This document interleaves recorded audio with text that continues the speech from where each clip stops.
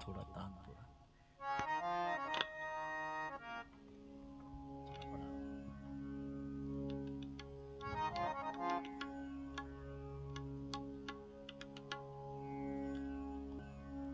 भागवत भगवान की आपको सब लोगों को बहुत बहुत बधाई हो। देखो माताओं, आज गांव का माहौल देखो, कितना शांतमय माहौल है। सारे ग्रामवासी प्रसन्न हैं।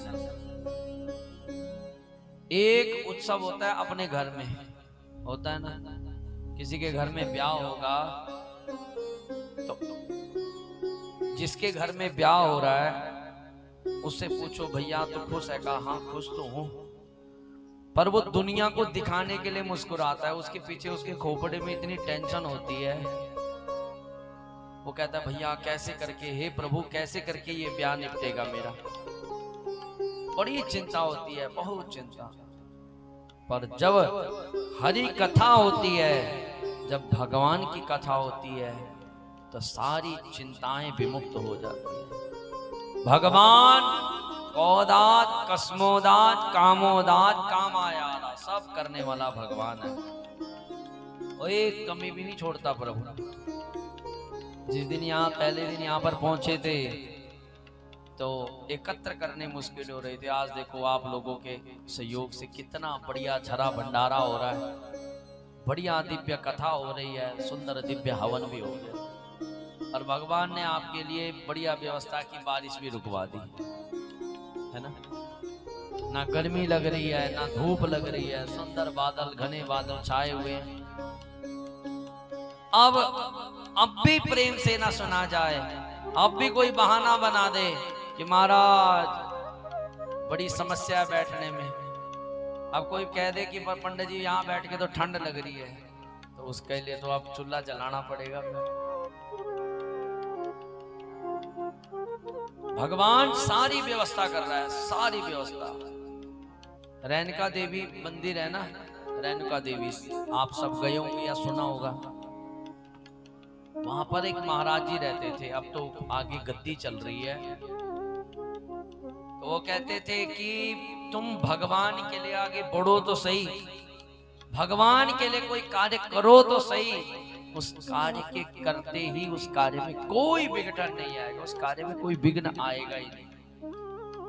झरा भंडारा चल रहा था वहां, तो वहां का अब भी नियम है, वहां घी में ही भोजन बनता है। जो भी प्रसाद बनता है ना, चाहे पूड़ी होगी, चाहे हलवा होगा, चाहे तड़का लग रहा हो, सब घी में लग रहा है।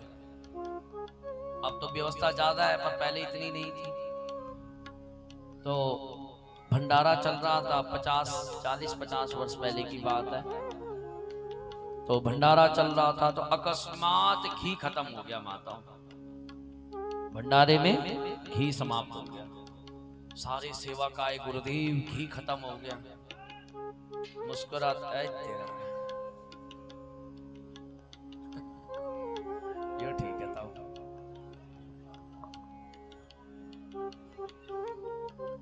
बढ़िया, बहुत बढ़िया।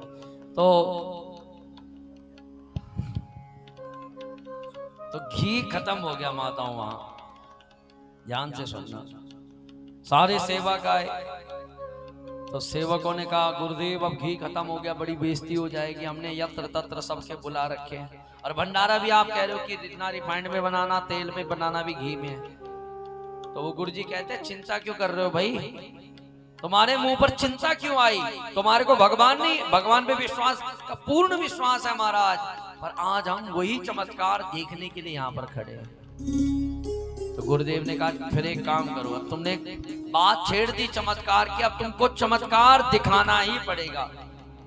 तो सत्य घट रहा है माताओं, बिल्कुल सत्य घटना कि सामने वो झील थी रेणुका मैया की। गुरुजी ने कहा जाओ वहां से 5 बाल्टी झील का जल लेकर के आओ। कहा गुरुदेव कोई चमत्कार का, 5 बाल्टी लाए और कहा चलो अंदर मेरी गद्दी के पास रखो। गद्दी के पास गए तो जैसे भगवान का ध्यान किया माताओं, चमत्कार हुआ। जो 5 बाल्टी जल, अमृतमय जल उस झील से आया था, वो 5 बाल्टी जल घी में परिवर्तित हो गया। किसमें परिवर्तित हो गया? घी में। और माताओं उसी में पूड़ी बनाई गई, उसी में हलवा बनाया गया, उसी में सब कुछ। अब जब सारा कुछ हुआ तो उसके बाद गुरुजी ने कहा सब कुछ हो गया? कहा हाँ गुरुजी, इतना बढ़िया, इतना स्वादिष्ट घी हमने आज तक नहीं खाया, आज तक। अब ऐसा करो, नौटंकी मत करो, अब बाजार जाओ, वहां से 5 पीपे कनस्तर के लाओ, घी के लाओ, और इस मैया में, इस झील में वो 5 पीपे घी के समर्पण कर दो कि मैया हमने तुमसे उधार लिया था और वो कार्य हमारा संपन्न हो गया। आपका विश्वास होगा तो आपका सारे कार्य सफल होगा। द्रौपदी के पास अक्षय पात्र था, अक्षय तृतीया मनाई ना परसों, उसका असली प्रयोजन यही है कि उस दिन जो भी कथा होती है, उस दिन जो भी भंडारा होता है, वो हमेशा अक्षय होता है। अक्षय तृतीया के दिन जो अपने घर में खीर बनाता है, जो अपने घर में भात बनाता है, जो अपने घर में भगवान को भोग लगाता है, द्रौपदी के अक्षय पात्र की तरह उसके घर में कभी कमी नहीं होती। इसलिए जैसे द्रौपदी को अपने द्वारिकाधीश पर विश्वास था, तो एक चावल के दाने ने दुर्वासा ऋषि को भी संतुष्ट कर दिया। तो ऐसे ही ये है हरि कथा। हमारा मन कैसे, अब चलो भंडारे से तो पेट संतुष्ट हो गया, और मन कैसे संतुष्ट होगा? वो होगा भगवान की कथा से। मंगल भवन अमंगल हारी, मंगल भवन साथ में गाएंगे, मंगल भवन अमंगल हारी, मंगल भवन अमंगल हारी, द्रवहु सुदशरथ अजर बिहारी, द्रवहु सुदशरथ अजर बिहारी, मंगल भवन अमंगल हारी, मंगल भवन अमंगल हारी, द्रवहु सुदशरथ अजर बिहारी, द्रवहु सुदशरथ अजर बिहारी। श्री राम जय राम जय जय राम, श्री राम जय राम जय जय राम, श्री राम जय राम जय जय राम, श्री राम जय राम जय जय राम, श्री राम जय राम जय जय राम, श्री राम जय राम जय जय राम, श्री राम जय राम जय जय राम, श्री राम जय राम जय जय राम। बोलो वृंदावन बिहारी लाल की जय।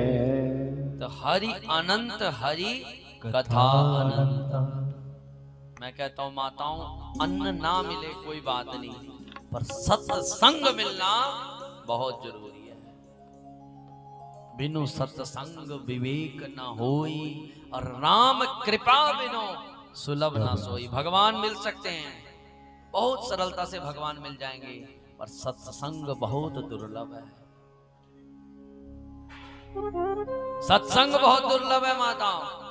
यदि चाहते हो कि हमारा मन परिवर्तित हो, चाहते हो कि हमारे ग्राम के बच्चे खूब बढ़िया विद्या को प्राप्त हो, खूब तरक्की को प्राप्त हो, खूब संस्कार परिपूर्ण बने, उनको सत्संग में लाओ। राधा स्वामी सत्संग विहार है ना, तो वहां और कुछ नहीं चलता, वहां एक ही चीज चलती है, क्या? सत्संग। हमारे सिख संप्रदाय में एक ही चीज चलती है, क्या? सत्संग। कोई भी कहीं भी चले जाओ, सब जगह एक ही चीज है, सत्संग। बिनु सत्संग विवेक न होई। क्या? यदि चाहते हो विवेक, विवेक किसको कहते हैं माताओं? नाम तो बहुत सुना हुआ है कि हमको जीने का ढंग आ जाए, हमको खाने का ढंग आ जाए, हमको रहने का ढंग आ जाए। गाड़ी देखो, यदि गाड़ी की लैंडमेंट खराब है, लैंडमेंट मतलब वो टेढ़ी टेढ़ी चल रही है, तो आप लंबा सफर नहीं कर सकते, वो कभी ना कभी धोखा दे देगी। ऐसे ही ये मन, यदि इसकी लैंडमेंट खराब है, यदि मन की लैंडमेंट खराब होगी तो ये कभी ना कभी धोखा दे देगा, कभी ना कभी ये हमको पलट देगा अपने बच्चे के प्रति, अपनी माँ के प्रति, अपने परिवार के प्रति। तो इसलिए बिनु सत्संग विवेक न होई, बिनु सत्संग साथ में गाते हुए न होई, राम कृपा बिनु सुलभ न सोई, राम कृपा बिनु सुलभ न सोई, बिनु सत्संग विवेक न होई, बिनु सत्संग तालियों के साथ। विवेक न होई, राम कृपा बिनु सुलभ न सोई, राम कृपा बिनु सुलभ न सोई, राम कृपा बिनु सुलभ न सोई, राम कृपा बिनु सुलभ न सोई,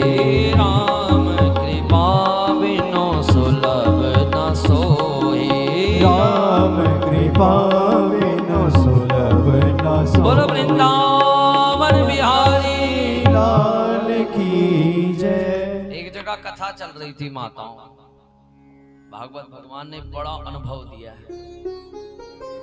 तो प्रारंभिक कथाएं थी, कहते हैं कि भाई जिसका नाम होता है ना तो लोग उसके पीछे दीवाने होते हैं, जिसका नाम नहीं होता उसको कोई पूछता भी नहीं है। अब एक व्यक्ति की श्रद्धा थी, उसने कथा करवा दी, हिमाचल की बात है। अब कथा हुई माताओं, तो हम ऐसे करके अपना ये मंच लगा रहे थे, तो बरसात का समय था। तो बरसात के समय में अब काम करते करते करते गर्मी भी होती है, तो प्यास लगी भयानक, पता नहीं क्या पता वो देवता ही परीक्षा ले रहा हो। तो माताओं 3 घंटे तक पानी नहीं मिला, सत्य है झूठ नहीं, 3 घंटे तक पानी नहीं मिला। और सामने घर वाले को भी बोल रहे हैं महाराज पानी पिला दो, तो उसकी बहू कभी दाएं से मुड़ जाती, दाएं वाले कमरे में, कभी बाएं वाले में, कभी कहीं कभी कहीं, और किसी के घर में बड़ा भी नहीं जाता। और वहां से बाजार भी था 5-7 किलोमीटर, तो पानी भी बड़ी समस्या हुई। तो वहां पर देवता बैठा हुआ था, तो हमने पूरा जो भी हमारा ग्रुप था, मैंने कहा भैया चलो पहले देवता पे ही चलते हैं। तो सच्ची बताएं बहुत रोना जैसा आया, हे प्रभु बड़ी खतरनाक परीक्षा ली जा रही है। और ऐसे खतरनाक कि कथा में सारे बैठे हुए हैं जेंट्स भाई लोग, और सारे ऐसे झूल रहे हैं। 2 ही अवस्था में झूल सकता है बंदा, या तो उसको निद्रा आ रही हो, या तो बिल्कुल सोम रस का आदि हो गया हो, बिल्कुल टाइट हो गया हो। तो सब ऐसे झूल रहे हैं, क्योंकि घर में बढ़ने नहीं दे रहे थे, वो कथा में बैठ जाओ शायद प्रसादी मिल जाएगा।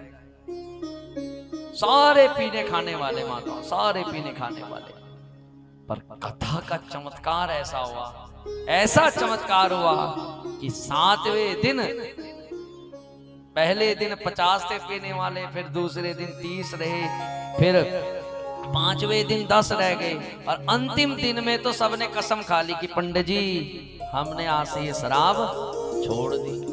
अच्छा लोग क्या कहते हैं, वो नशा मुक्ति में भेज देना, मैं कहता हूँ नशा मुक्ति में भेज दो। क्या होगा, किसी भी चीज को जबरदस्ती छुड़ाओगे वो छूटेगी नहीं। 1 महीना छोड़ देगा, 2 महीना छोड़ देगा, 3 महीना छोड़ देगा, 1 साल छोड़ देगा, पर उसके अंदर की वो लत फिर प्रकट हो जाएगी। पर जिसने मन को मार दिया, जिसने कसम खा दी, हे महादेव, हे खेड़ा भगवान, तेरे आगे ये शराब भी क्या चीज है, छोड़ दी, ले छोड़ दी प्रभु, मन से छोड़ दी, तो बस छूट जाती है। मनी का तो खेल है माताओं सारा, मन के जीते जीत और मन के हारे हार है। तो इसलिए ये कथा, मैं एक ही चीज मानूंगा, इस कथा की दक्षिणा, इस कथा का फल एक ही होगा माताओं। जो आपने 7 दिन में सुना होगा ना, उसकी एक चीज को अपने दिमाग में, अपने मन में उतार लेना, बस यही कथा है, यही कथा का चमत्कार है। बोल वृंदावन बिहारी लाल की जय। आपने पूर्व दिवस में श्रवण किया कि प्रभु का विवाह किस प्रकार हुआ। सुंदर भगवान की लीला, भगवान के का विवाह रुक्मिणी के साथ संपन्न हुआ। तो प्रथम पुत्र हुआ प्रद्युम्न। कामस्तु वासुदेवांशो दगदा प्रारुद्रमन्युना देहोपपत्तये भूय त्वमेवा प्रज्ञपज्ञता। पहला पुत्र हुआ प्रद्युम्न, जो कामदेव का अवतार था। भोलेनाथ की तपस्या भंग करने जा रहा था कामदेव। एक बार हुआ, 2 बार हुआ, भोलेनाथ को चढ़ा क्रोध। भोलेनाथ ने अपनी तीसरी आंख खोली और कामदेव को भस्मीभूत कर दिया। शरीर खत्म, केवल आत्मा रहेगी। कामदेव की पत्नी रति चरणों में गिरी, महादेव क्षमा करो, मेरे पति को मारा। इंद्र ने कहा था आपकी तपस्या भंग करने के लिए। भोलेनाथ ने प्रसन्न होकर कहा, देवी अब कुछ हो नहीं सकता, जाओ अगले जन्म इसको भगवान के यहाँ मिलेगा और भगवान का पुत्र बन करके ये प्रकट होगा। आज वही कामदेव भगवान के पुत्र बन करके प्रकट हुए। पर द्वारिकाधीश का एक शत्रु था संभासुर। बहुत ध्यान से कथा सुनना। संभासुर इतना खतरनाक, उसने जब भगवान का पुत्र हुआ तो उठा करके समुद्र में फेंक दिया। कहा द्वारिकाधीश मैं तेरा तो कुछ बिगाड़ नहीं सकता, पर तेरा ही बीज नहीं आगे बढ़ने दूंगा। उठाया पुत्र और समुद्र में फेंक दिया। रुक्मिणी बहुत रुदन करा, कहाँ गया, पर जाको रखे साइया मार सके ना कोई। समुद्र में गया, एक बड़ी मछली ने उस प्रद्युम्न को अपना आहार बनाया। पेट में गया, एक मल्लाह ने पकड़ा, मल्लाह ने बीच में से चीरा, उसमें से प्रद्युम्न निकले। और देखो भगवान की माया, वो मल्लाह उसी नगर का था जहां का राजा संभासुर था। वो पेट में से बच्चे को निकाला, कहा महाराज समुद्र में से एक मछली मिली है, उसमें से एक बच्चा मिला है। महाराज मेरे पास इतना धन नहीं, ना इतना घर है कि मैं इसको रख सकूं, आप अपने राज्य में रखो। संभासुर को पता नहीं कि मेरा ही काल मेरे घर पहुंच गया। बोलो राधे राधे राधे। अब घर में प्रद्युम्न पहुंचे तो प्रद्युम्न के पहुंचते ही संभासुर खूब सेवा करने लगा, अपने बच्चे की तरह सेवा करने लगा। इधर नारद जी प्रद्युम्न जिसका नाम था कामदेव धर्मपत्नी के पास पहुंच गए। कहा देवी तू यहाँ क्या कर रही है, तेरा पति वहां अवतरित हो गया और तू यहाँ क्या कर रही है। कहा कहाँ हुआ, सारी लीला बता दी। भगवान के यहाँ अवतरित हुए, संभासुर के यहाँ पल रहे हैं। तुरंत संभासुर के यहाँ गए और संभासुर के यहाँ प्रद्युम्न को सारा चरित्र बता दिया। संभासुर को पता लगा कि इसने मुझे उठा करके समुद्र में फेंका था। तुरंत प्रद्युम्न गया और संभासुर को ललकारने लगा, हे संभासुर तेरा काल कृष्ण का लाल तेरे सामने खड़ा है। जैसे संभासुर को पता लगा ये कृष्ण का ही लाल है, युद्ध करने के लिए दौड़ा। प्रद्युम्न के द्वारा युद्ध में संभासुर मारा गया। बड़ा भयानक युद्ध हुआ, पर प्रद्युम्न ने संभासुर का उद्धार कर दिया और अपनी धर्मपत्नी के साथ आज प्रद्युम्न भगवान के यहाँ द्वारिका में पहुंचे। जैसे रुक्मिणी ने अपना खोया हुआ पुत्र देखा तो बड़ी आनंदित हो गई। चारों तरफ बड़ा दिव्य महोत्सव मनाया गया और भगवान भी प्रसन्न हो गए। बोलो वृंदावन बिहारी लाल की जय। ये हुआ भगवान के प्रथम पुत्र। परीक्षित जी ने पूछा महाराज हमने सुनने में आया है कि भगवान के 16,108 विवाह हुए। कितने हुए माताओं, याद रखियो। एक ने पूछ लिया महाराज हम तो एक ही घरवाली से तंग हैं, भगवान कैसे संभाला होगा 16,108। इसलिए भगवान कृष्ण को भगवान कहा गया है। क्योंकि माताओं को तो ब्रह्मा जी भी नहीं समझ पाए हैं, लिखा हुआ है ब्रह्म पुराण में। ये तो चलो एक कथा का आश्रय है, पर मैंने कल भी कहा कि 16,000 का मतलब यदि उसको दर्शन शास्त्र से देखे तो भगवान 16 कला संपन्न है। कितनी कला माताओं? हमारे पास एक दो ही कला होंगी, एक के पास खाना बनाने की कला, एक के पास सिलाई की कला, एक के पास बोलने की कला, एक के पास पढ़ाई की कला, 3 4 ज्यादा से ज्यादा 5 ही कलाएं होंगी। पर 16 कला संपन्न न विश्व में कोई हुआ ना कोई हो सकता है, केवल भगवान कृष्ण 16 कला संपन्न है। तो राजा परीक्षित ने पूछा, महाराज हमको बताइए भगवान का ये विवाह 16,108 कैसे हुए? कहा, राजा परीक्षित पहला विवाह तो तुमने समझ लिए, सुन लिया। भगवान के 8 विवाह अलग अलग हुए हैं और 16,101 साथ हुए। कहते हैं इस कथा को जो सुनता है उसके गृहस्थ जीवन के कलेश विमुक्त हो जाते हैं। बोलो राधे राधे राधे राधे। एक सत्राजित नाम का राजा था, उसके पास एक मणि थी, 8 भार सोना नित्य दिया करती थी। सत्राजित आज द्वारिका में पहुंचा तो द्वारिका वासियों के मन को पता लगा कि भाई सत्राजित के पास मणि है। तो सारे द्वारिकाधीश ने कहा, द्वारिका वासियों ने कहा, भैया सत्राजित ये मणि हमको दे दो। अब जैसे ही मणि मांगी तो सत्राजित लड़ने के लिए तैयार हो गया। ए द्वारिका वासियों, तुम्हारी औकात, तुमने कैसे मुझसे मणि मांग ली? लड़ता लड़ता वहां से चला गया और अपने राज्य में पहुंच गया। अब जैसे ही अपने राज्य में आया तो भाई पहुंच गया सत्राजित का, कहने लगा, भैया ये पिताजी की मणि है और इस मणि पर तुम्हारा ही अधिकार नहीं, मेरा भी अधिकार है। जितनी अच्छी ये मणि तुम्हारे गले में लग रही है, इतनी अच्छी ये मणि मेरे गले में भी लगेगी। कहा क्या करे फिर? कहा ये मणि मुझे भी दे दो, मैं भी पहन के देखूं इसका क्या चमत्कार है। तुरंत सत्राजित को लगा भाइयों में विरोध ना हो तो मणि धारण कर दी। मणि धारण करके जंगल में गया, युद्ध कर शिकार करने लगा। सिंह के द्वारा मारा गया और सिंह ने वो मणि अपने मुंह में दबाई और चल रहा था सिंह, तो सामने से जामवंत जी आ गए। बोलो जामवंत जी महाराज की जय। जामवंत जी का नाम सबने सुना होगा। राम अवतार में वानरों के सेनापति थे जामवंत, जिन्होंने भालू रूप धारण किया हुआ था। अब जामवंत जी ने देखा कि एक सिंह के मुंह में मणि बड़ी चमचमा रही है। भाई जामवंत जी ने सिंह के साथ युद्ध किया और युद्ध करते करते सिंह का उद्धार किया और मणि लेकर के अपनी गुफा में अपनी बेटी को वो मणि जामवंती को प्रदान कर दी। अब इधर सत्राजित, जब सत्राजित का भाई नहीं आया तो सत्राजित को लगा भैया मेरा भाई नहीं आया, तो अपनी घरवाली से कहने लगा, देवी मेरा भाई नहीं आया, मुझे लगता है कि द्वारिकाधीश ने मेरा भाई मरवा दिया। पर बे देवी ये बात पक्की नहीं है, किसी को बताना मत। देवी भी खतरनाक, आज प्रभु आपकी सौगंध मैं काय को बताऊंगी। पर कहां पेट में बात फंसती है। तुरंत अपनी पड़ोसन के पास गई, कहने लगी बहन तू मेरी पक्की सहेली है ना पक्की सहेली? कहा हाँ पक्की हूं मैं। कहा तुझे आज एक बात बता रही हूं पर मेरी कसम खा तुझे किसी को नहीं बताएगी।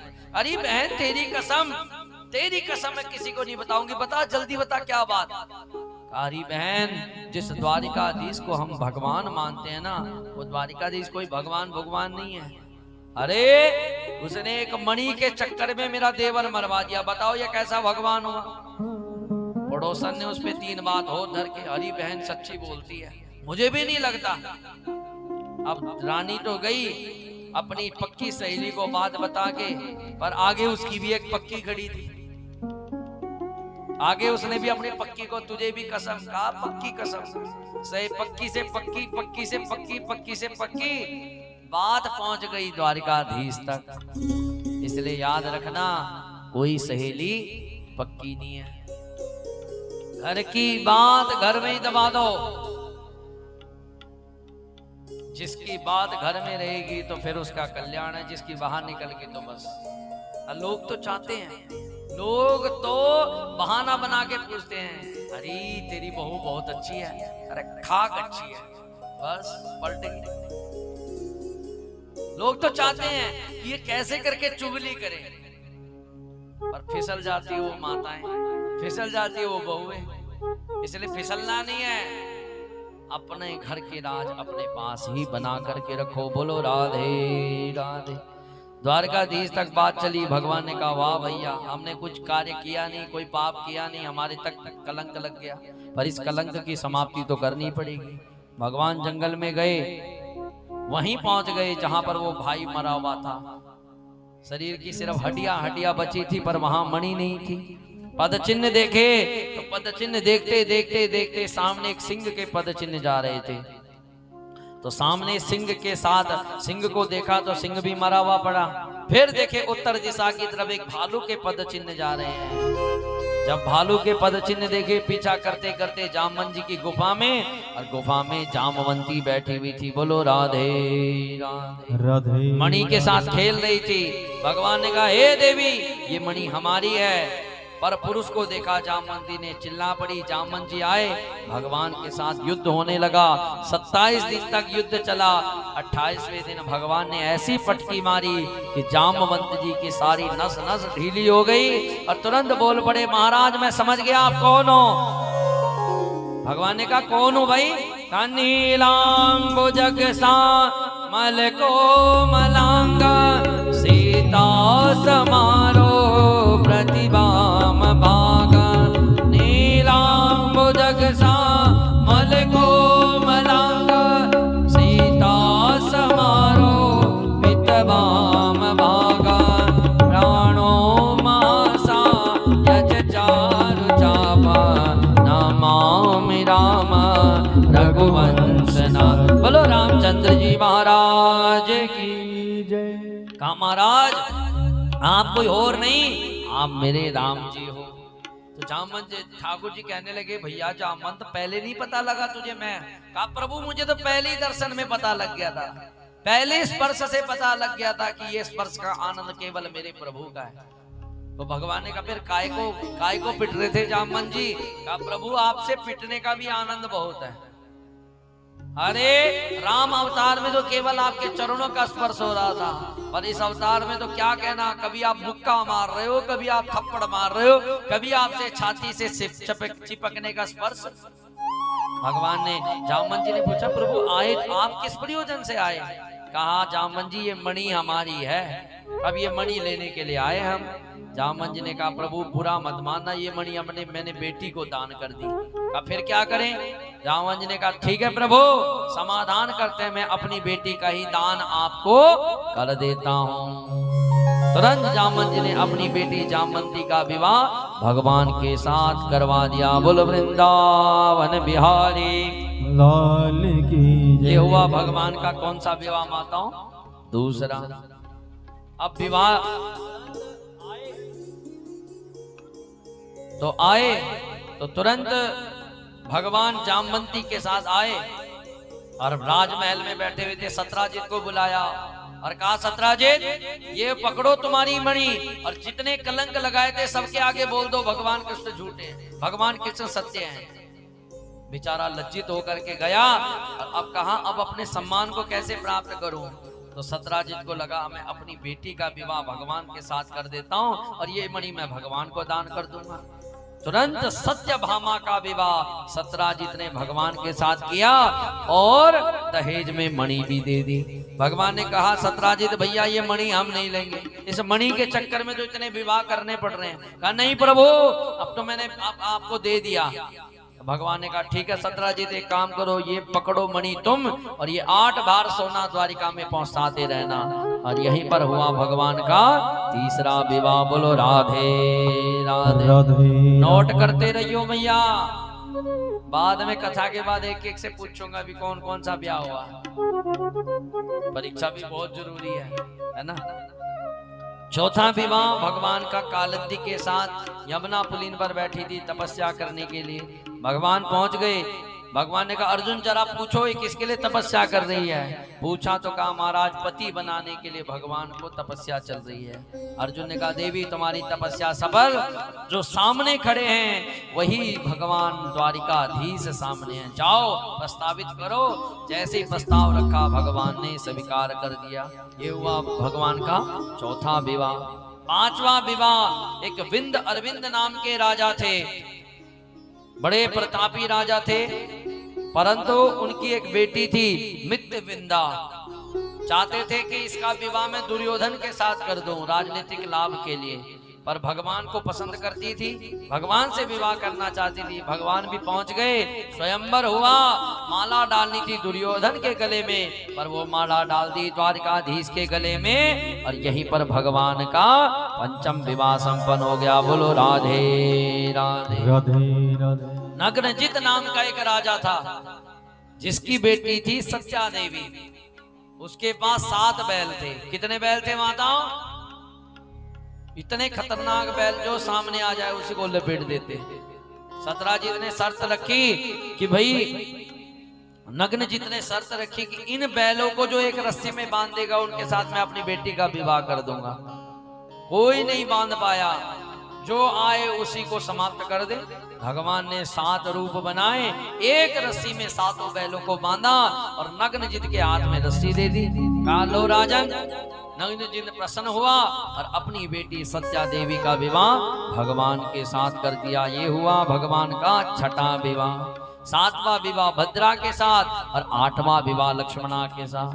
ये भगवान के अलग अलग 8 विवाह और 116,100 विवाह एक साथ हुए। एक दिन भगवान अपनी सभा में बैठे हुए हैं, एक दूत आया, कहने लगा महाराज, प्राग ज्योतिषपुर में एक भौमासुर नाम का एक राक्षस, जिसने 16,100 कन्याओं को अपने यहाँ कैद में रखा है, प्रभु उनको मुक्त करो, नहीं वो प्राण त्याग देंगी। भगवान अपनी नारायणी सेना लेकर के पहुंचे। मुर नाम का एक राक्षस था, जिसके 5 सिर थे। भगवान ने सुदर्शन के द्वारा 5 सिर काटे, तो भगवान का नाम पड़ गया मुरारी। बोलो वृंदावन बिहारी लाल की जय। अंदर गए भगवान, तो भगवान ने बंदी गृह में, कारागार में जो बंदी हुई थी उनको मुक्त किया, और भौमासुर पहुंच गया युद्ध करने के लिए। भयानक युद्ध हुआ, भगवान ने उसका भी उद्धार कर दिया। तो भगवान ने कहा देवियों जाओ, तुम जहां जहां से आई हो तुम अपने स्थान पे जाओ। सारी देवियां हाथ जोड़ करके बोली प्रभु अब हम एक पराये पुरुष के घर में रहने लग गए, पराये पुरुष ने हमको रखा है, तो कौन राजा हमको स्वीकार करेगा? कौन करेगा हमको स्वीकार? इसलिए प्रभु बिना स्वीकार करे तो हम तो मारी जाएंगी। तो भगवान ने कहा क्या करना है? कहा, बहुत सारी देवियां कहने लगी प्रभु हम आपको पति रूप में देखते हैं। भगवान ने रुक्मणी से पूछा देवी इनका विचार पति रूप में स्वीकार करने का है। रुक्मणी ने कहा प्रभु जिसमें इन देवियों का भला होता हो वो कार्य करना। और तुरंत भगवान का विवाह 16,100 कन्याओं के साथ संपन्न हो गया। ओ बोल वृंदावन बिहारी लाल की जय। यहीं पर भगवान ने 16,108 विवाह करे। और भगवान ये तो हमारी दृष्टि में है, पर जितनी भी रानियां थी वो भगवान की सारी कला थी, और वो कलाएं केवल भगवान को ही स्वीकार करते हैं। तो इसलिए आइए भगवान के विवाह का दर्शन करें। ओ कर दो बेड़ा पार राधे अलबेली सरकार। कर दो बेड़ा पार राधे अलबेली सरकार। कर दो बेड़ा पार राधे अलबेली सरकार। राधे अलबेली सरकार। राधे अलबेली सरकार। राधे अलबेली सरकार। राधे अलबेली सरकार। कर दो बेड़ा पार राधे अलबेली सरकार। कर दो बेड़ा पार राधे अलबेली सरकार। राधे तालियों के साथ।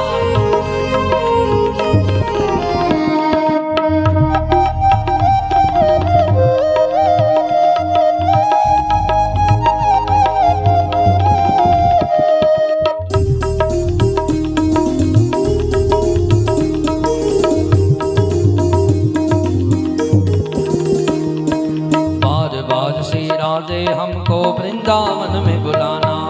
बार बार श्री राधे हमको वृंदावन में बुलाना। बार बार श्री राधे हमको वृंदावन में बुलाना। बार बार श्री राधे हमको वृंदावन में बुलाना।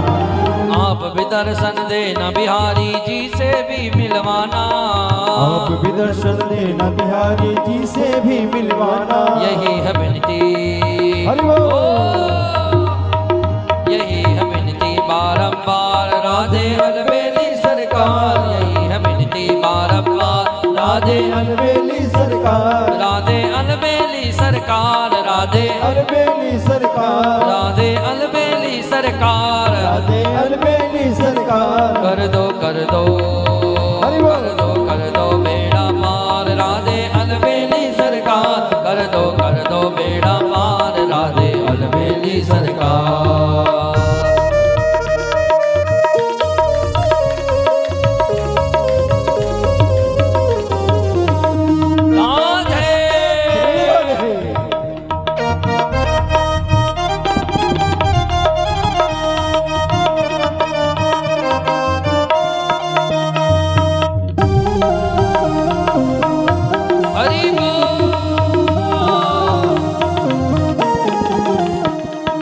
तेरी कृपा से राधा रानी बनते हैं सब काम, तेरी कृपा से राधा रानी बनते हैं सब काम, तेरी कृपा से राधा रानी बनते हैं सब काम, तेरी कृपा से राधा रानी बनते हैं सब काम। छोड़ के सारी दुनियादारी आगे तेरे धाम, छोड़ के सारी दुनियादारी आगे तेरे धाम। सुन लो मेरी करुण पुकार,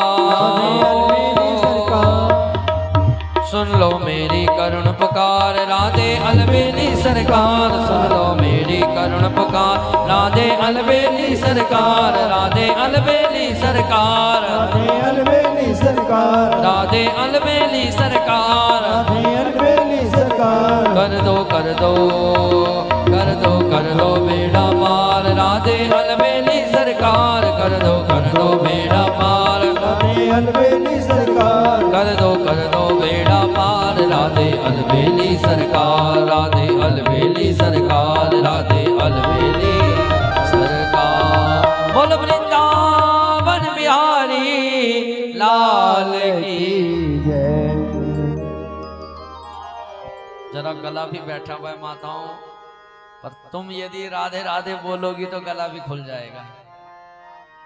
चलो राधे राधे ना कर सको तो तालियां तो मार सकते हो, है ना? अब नहीं मारनी, भजन में मारनी है।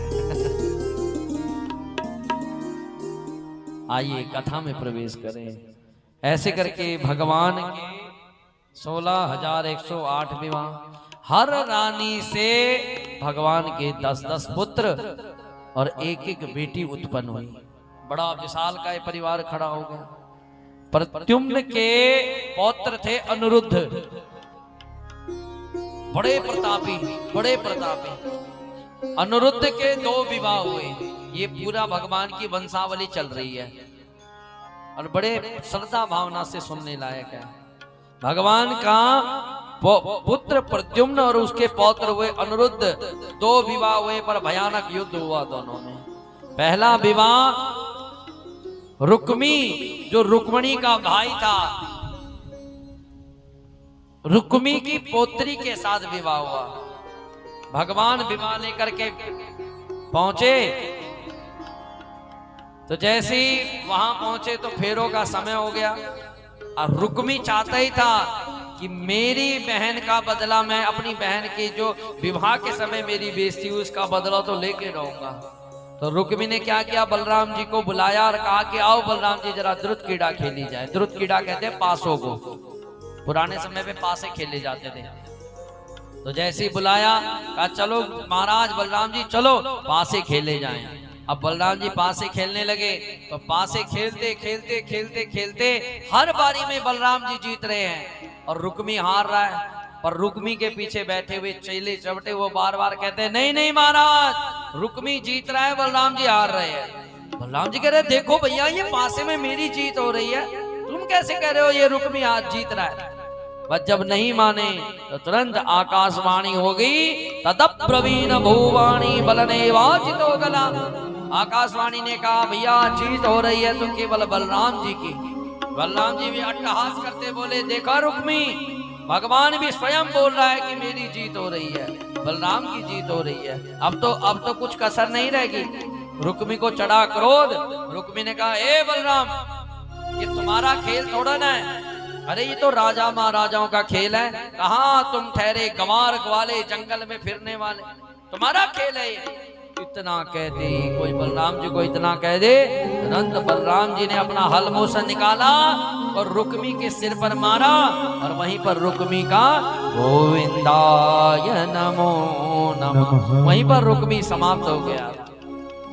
विवाह करने गए, बेटी के दादाजी को ही मार दिया। अब कैसा विवाह होगा। सारे पहुंच गए भगवान के पास, प्रभु अब आप बताओ इसके बारे में आप क्या कहोगे। भगवान ने कहा, क्या कहना है भैया, बलराम जी को बोलूंगा, बलराम जी आपने ये क्यों किया, तो बलराम जी क्रोधित होंगे, और रुक्मणी को बोलूंगा, रुक्मणी तेरे भाई की गलती है, तो रुक्मणी क्रोधित हो जाएगी। किसी की कोई गलती नहीं। तुरंत भगवान बारात लेकर के अपने द्वारिका में पहुंच गए। बोलो वृंदावन बिहारी लाल की जय। ये हुआ प्रद्युम्न अनिरुद्ध का पहला विवाह। दूसरा विवाह बाणासुर की बेटी उषा देवी के साथ संपन्न हुआ। उषा बाणासुर की बेटी थी। स्वप्न में उसने अनिरुद्ध के साथ गंधर्व विवाह कर दिया। अब प्रातः काल 4 बजे उठी तो उसकी सहेली उसके साथ सोई थी, उसका नाम था चित्रलेखा। तो कहने लगी कि अरे बहन क्या बताएं, मैंने रात्रि में एक राजकुमार के साथ विवाह कर दिया है, और मैंने अब कसम खाई है कि उसी के साथ विवाह करूंगी, और के साथ मैं करती भी नहीं। चित्रलेखा ने कहा, बहन एक काम कर, मैं चित्र बनाने में बड़ी कुशल हूँ, जो बताएगी मैं उसी हिसाब से चित्र बनाऊंगी। अब उषा देवी ने जैसे आंखें थी, जैसा मुख था, जैसा कमल था, सब वर्णित किया, और चित्रलेखा ने वो चित्र बना करके प्रकट कर दिया। कारी देवी यही है वो जो जिसके बारे में मैं चिंतन कर रही थी। चित्रलेखा ने कहा, चिंता मत कर, अभी जाती हूँ और अभी आती हूँ। चित्रलेखा द्वारिका में गई और अनिरुद्ध सोए हुए थे। पलंग सहित अनिरुद्ध को उठा करके तुरंत उस रानी के कक्ष में पहुंचा दिया। अब अनिरुद्ध जब सुबह सुबह उठे तो देखा कि भैया मैं तो द्वारिका में हूं ही नहीं। सामने देखा तो एक उषा देवी खड़ी है। देवी कौन? कहा, महाराज मेरा नाम उषा देवी, और मैंने स्वप्न में आपके साथ विवाह कर दिया। दोनों ने एक दूसरे को पसंद किया। मुख्य दरवाजे पर सैनिक खड़े थे। सैनिकों ने कहा, अरे ये अंदर से पुरुष की आवाज कहां से आने लगी? तो जैसे ही अंदर झांक करके देखा तो एक पुरुष बाणासुर को बुलाया। बाणासुर ने अनिरुद्ध को जेल खाने में डाल दिया। खबर द्वारिकाधीश तक पहुंची। भगवान भी अपनी नारायणी सेना लेकर के पहुंच गए, और बाणासुर भोलेनाथ का भक्त था। बोलो शंकर भगवान की जय। बाणासुर भोलेनाथ का भक्त। बाणासुर ने भोलेनाथ की तपस्या करी। भोलेनाथ प्रकट हुए। कहा, बेटा आज कैसे याद किया? कहा, प्रभु बड़े कष्ट में हूँ, मेरे साथ एक राजा युद्ध करने के लिए आ रहा है, ये नहीं बताया कि नारायण आ रहे हैं। भोलेनाथ ने कहा, चिंता मत कर बेटा, ये मैं चिमटा काट के बैठ गया, अब तेरी रक्षा करने के लिए मैं खड़ा हूँ। भोलेनाथ खड़े हैं, सामने से ठाकुर जी पहुंच गए। ठाकुर जी ने कहा, अरे भोलेनाथ यहाँ कैसे? भोलेनाथ ने कहा, प्रभु आप यहाँ कैसे? कहा, अरे भोलेनाथ कहने लगे, भैया क्या बताएं, एक हमारा सेवक है, उसी की रक्षा के लिए खड़ा हूं। क्या नाम है? कहा, बाणासुर।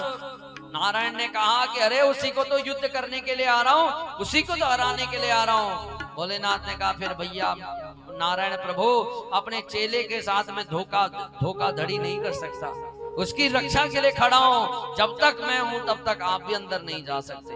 अब तो भयानक युद्ध होने लगा। महाभयानक भयानक अस्त्र शस्त्र चलने लगे।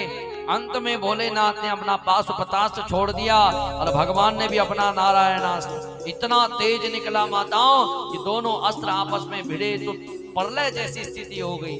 महात्माओं ने रोका। महात्माओं ने कहा, प्रभु क्या अभी पृथ्वी को समाप्त करने की इच्छा है क्या? तो तुरंत दोनों का तेज शांत हुआ, और नारायण हाथ जोड़ करके भोलेनाथ की उपासना करने लगे। कहने लगे, भोलेनाथ आप तो फिर भी जय जय हो महाराज, पर मेरा पुत्र अंदर पड़ा है। भोलेनाथ का क्रोध शांत हुआ, तुरंत नारायण अंदर गए और बाणासुर को युद्ध में हरा दिया। 1000 हाथ थे बाणासुर के, तो सुदर्शन के द्वारा सारे हाथ काट दिए गए। बाणासुर को लगा अब मैं मारा ही जाऊंगा, तो तुरंत अपनी बेटी और अनिरुद्ध को लेकर के भगवान के सामने खड़ा कर दिया और भोलेनाथ ने दोनों का विवाह संपन्न कर दिया। बोलो वृंदावन बिहारी लाल की जय। ऐसे करके दोनों का विवाह संपन्न हो गया। बहुत बड़ा परिवार हो गया था माताओं। आज समय बहुत कम है, क्योंकि पहले कथा बड़ी देरी से चल रही है और ऊपर अगला टारगेट भंडारा भी है। कथा में तो फिर कोई बैठेगा नहीं भंडारे की तरफ, तो इसलिए कथा की गति भी बड़ी तीव्र रखनी पड़ेगी, है ना। जय जय राधा रमण हरि बोल, जय जय राधा रमण हरि बोल, हरि बोल। जय जय राधा रमण हरि बोल। राधे जय जय राधा रमण हरि बोल। जय जय राधा रमण, जय जय राधा रमण, जय जय राधा रमण। जय जय राधा रमण। जय जय राधा रमण हरि बोल, जय जय राधा रमण हरि बोल, हरि बोल। जय जय राधा रमण। हरि बोल। जय जय राधा रमण हरि बोल। भगवान अक्सर अपने नाती पोतों के साथ बड़ा खेला करते थे। एक दिन एक मैदान के पास भगवान किसी गेंद के साथ खेल रहे हैं अपने नाती पोतों के साथ। भगवान थके तो भगवान एक वृक्ष के नीचे बैठ गए। अब वो खेल ही रहे थे तो अकस्मात जो गेंद थी वो जाकर के कुएं में गिर गई। सामने एक कुआं था। अब जैसे कुएं में गेंद गिरी माताओं, उसमें एक बहुत बड़ा गिरगिट बैठा हुआ था। इतना विकराल गिरगिट, वो सारे देख करके भागे। कहा महाराज, दादाजी, प्रभु, ये देखो कितना बड़ा गिरगिट बैठा है। भगवान आए, भगवान ने जैसे ही उस गिरगिट का स्पर्श किया, तुरंत उसके प्राण निकल गए और उस गिरगिट के शरीर में से एक देवता प्रकट हो गया। बोलो राधे राधे राधे। भगवान ने पूछा कष्टम कौन हो महाराज? कहा महाराज मेरा नाम नहीं जानते? अरे आकाश में इतने तारे नहीं जितना मैंने दान किया है, मेरे जैसा कोई दान करता भी नहीं। अरे भैया नाम बताएगा तभी तो पता लगेगा। कहने लगा महाराज मेरा नाम नृग है, नृगो नाम नरेंद्रो हम। कहा महाराज मेरा नाम नृग और रघुकुल का हूं मैं, सूर्य राम जी के वंश का हूं मैं। कहा भैया फिर गिरगिट काहे बना? कहा महाराज मैं दान बहुत करता था, असंख्य दान करता था मैं महाराज। तो भगवान ने कहा अरे भैया लोग दो ही परिस्थिति में दान करते हैं, या तो कोई चीज कबाड़ हो गई हो तो उसी का दान कर लो भैया, जब घर में उपयोगी करने वाली नहीं, चलो साहब मंदिरी में दान कर दे। सबसे माड़े नोट चढ़ेंगे मंदिर में, ऐसे ऐसे नोट भी चढ़ते जिनका गांधी भी नहीं दिखता माता। एक बार एक कथा में एक नोट आज तक भी रखा हुआ मेरा, उस नोट पे 2 गांधी थे। कितने गांधी? हमने तो सरकार ने तो एक गांधी वाला नोट रखा हुआ है, पर 2 गांधी वाले नोट कैसे आ गए? वो इसलिए आए कि किसी महापुरुष का 2 नोट फट गए होंगे तो दाएं बाएं का गया, उसको और कुछ मिला नहीं, उसने दोनों गांधी जोड़ दिए। और उसने कहीं चलना नहीं था, चलो साहब ब्यासी पे वो नोट भी चलेगा। बोलो राधे राधे राधे। तो भगवान ने कहा भैया तू गिरगिट किस लिए बना? शायद तू दान बढ़िया नहीं करता होगा। कहा नहीं नहीं महाराज मैं बहुत गाय का दान। कहा जब गाय ब्याने वाली नहीं होती होगी तो उसका दान करता होगा। घर में यदि 10 किलो दूध दे दिया गाय तो मैं मजाल है वो कोई माता दान कर दे गाय का? कर ही नहीं सकती। हाँ उसने दूध देना बंद, बेचारी बूढ़ी हुई और तब उसको कहा शायद बाहर छोड़ने से बढ़िया चलो साहब गौशाला में दान करो। तब रोले मचाने 36 जगह, मैंने आज दान किया, मैंने आज दान किया, मैंने आज दान किया। भगवान ने कहा तू ही ऐसा दान करता होगा? कहा नहीं नहीं महाराज बिल्कुल पयस्विनो तरुणी रूपशीला, बिल्कुल पयस्विनी गाय का दान करता था। भगवान ने कहा फिर गाय को गिरगिट बन गया। ओहो, शायद अमेरिकन गाय का दान करता होगा, क्योंकि देसी गाय का ही पुण्य होता है दान करने का माता, जो बिल्कुल देसी। तो उसने कहा नहीं नहीं महाराज, बिल्कुल देसी गाय का ही दान करता था। कपिला हेम श्रृंगी, बिल्कुल कपिला गाय का। भगवान ने पूछा फिर गाय को गिरगिट बन गया। ओहो, शायद 2 नंबर का कमाता होगा, 1 नंबर में करने के लिए दान करता होगा। जैसे लोग क्या करते हैं, लोग खूब 2 नंबर का कमाते हैं और फिर मंदिर बना देते हैं, और फिर कहते हैं महाराज मैंने ये दान किया। घर वाले को कहते हैं, अरे घर वाली को कहते हैं देवी चिंता मत कर, अरे 2 नंबर का कमा रहा हूं तो उसको दान भी तो कर रहा हूं 1 नंबर में करने के लिए। तो भगवान ने कहा शायद यही करता होगा। कहा नहीं नहीं महाराज, बिल्कुल न्याय से धन कमाता और वही दान करता।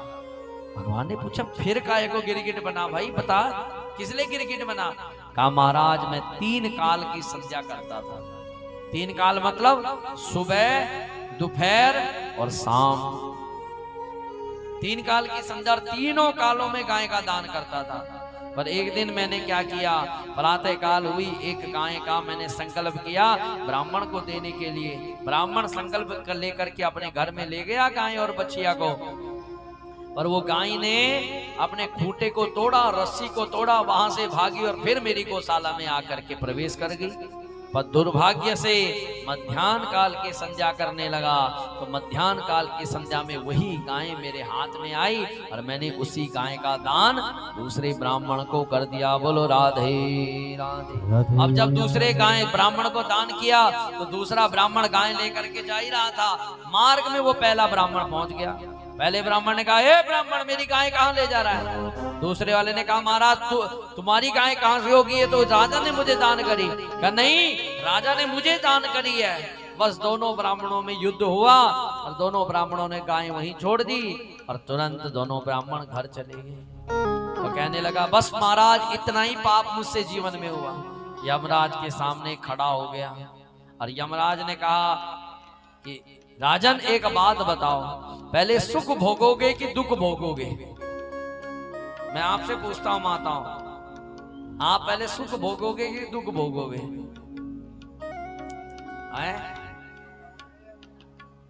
माता तेरे आगा एक कटोरी में खीर पड़ी, अरे तेरे आगा एक कटोरी में करेली की सब्जी, कौन सी खाओगे?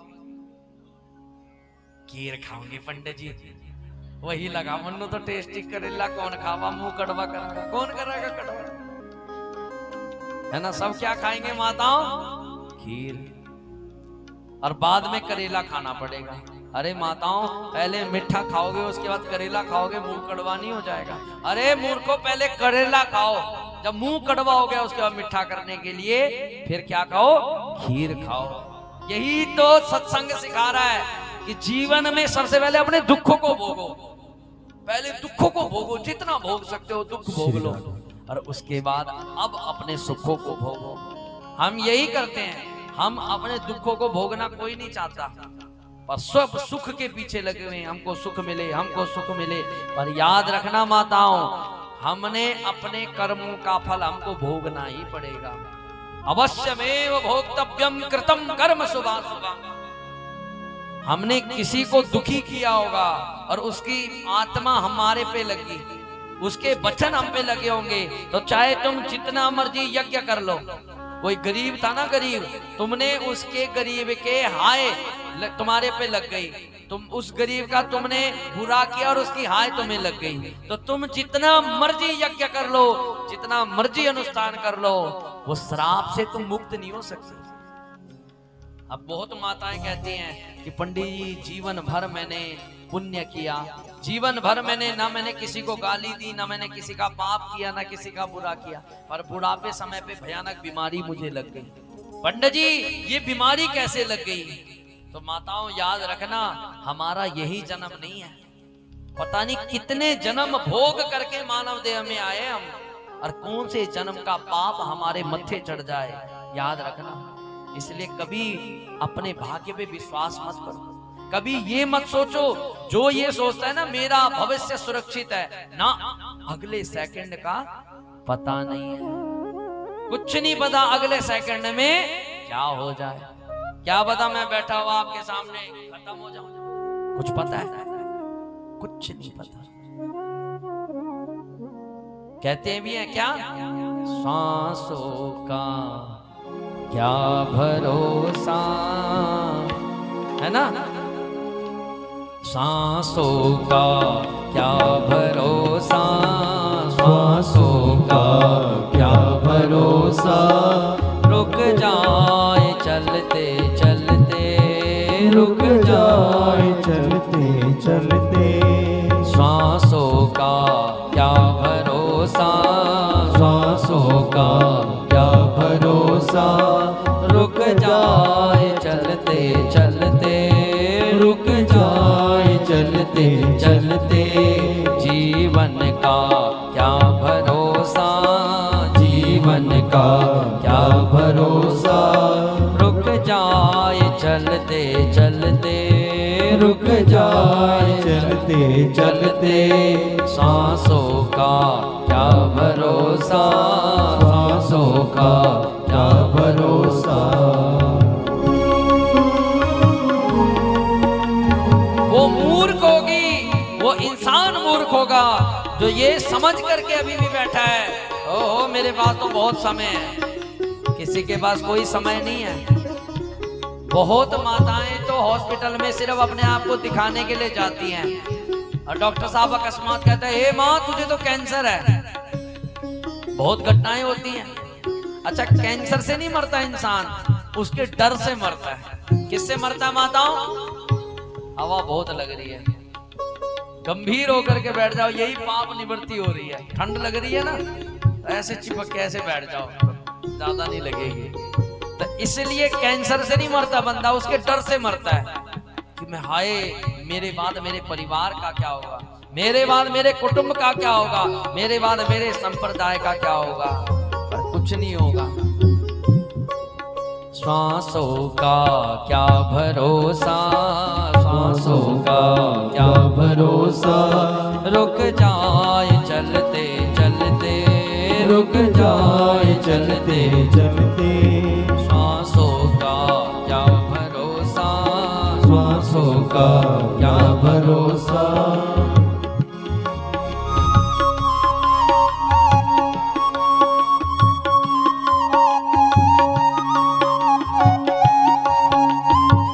बहुत छोटा जीवन है। पुराने लोग क्या कहते हैं पंडित जी, 4 दिन की हमारा जीवन है। इसलिए जीवन है 4 दिन का, 2 दिन की जिंदगानी। जीवन है 4 दिन का, 2 दिन की जिंदगानी। ओ जीवन है 4 दिन का, 2 दिन की जिंदगानी।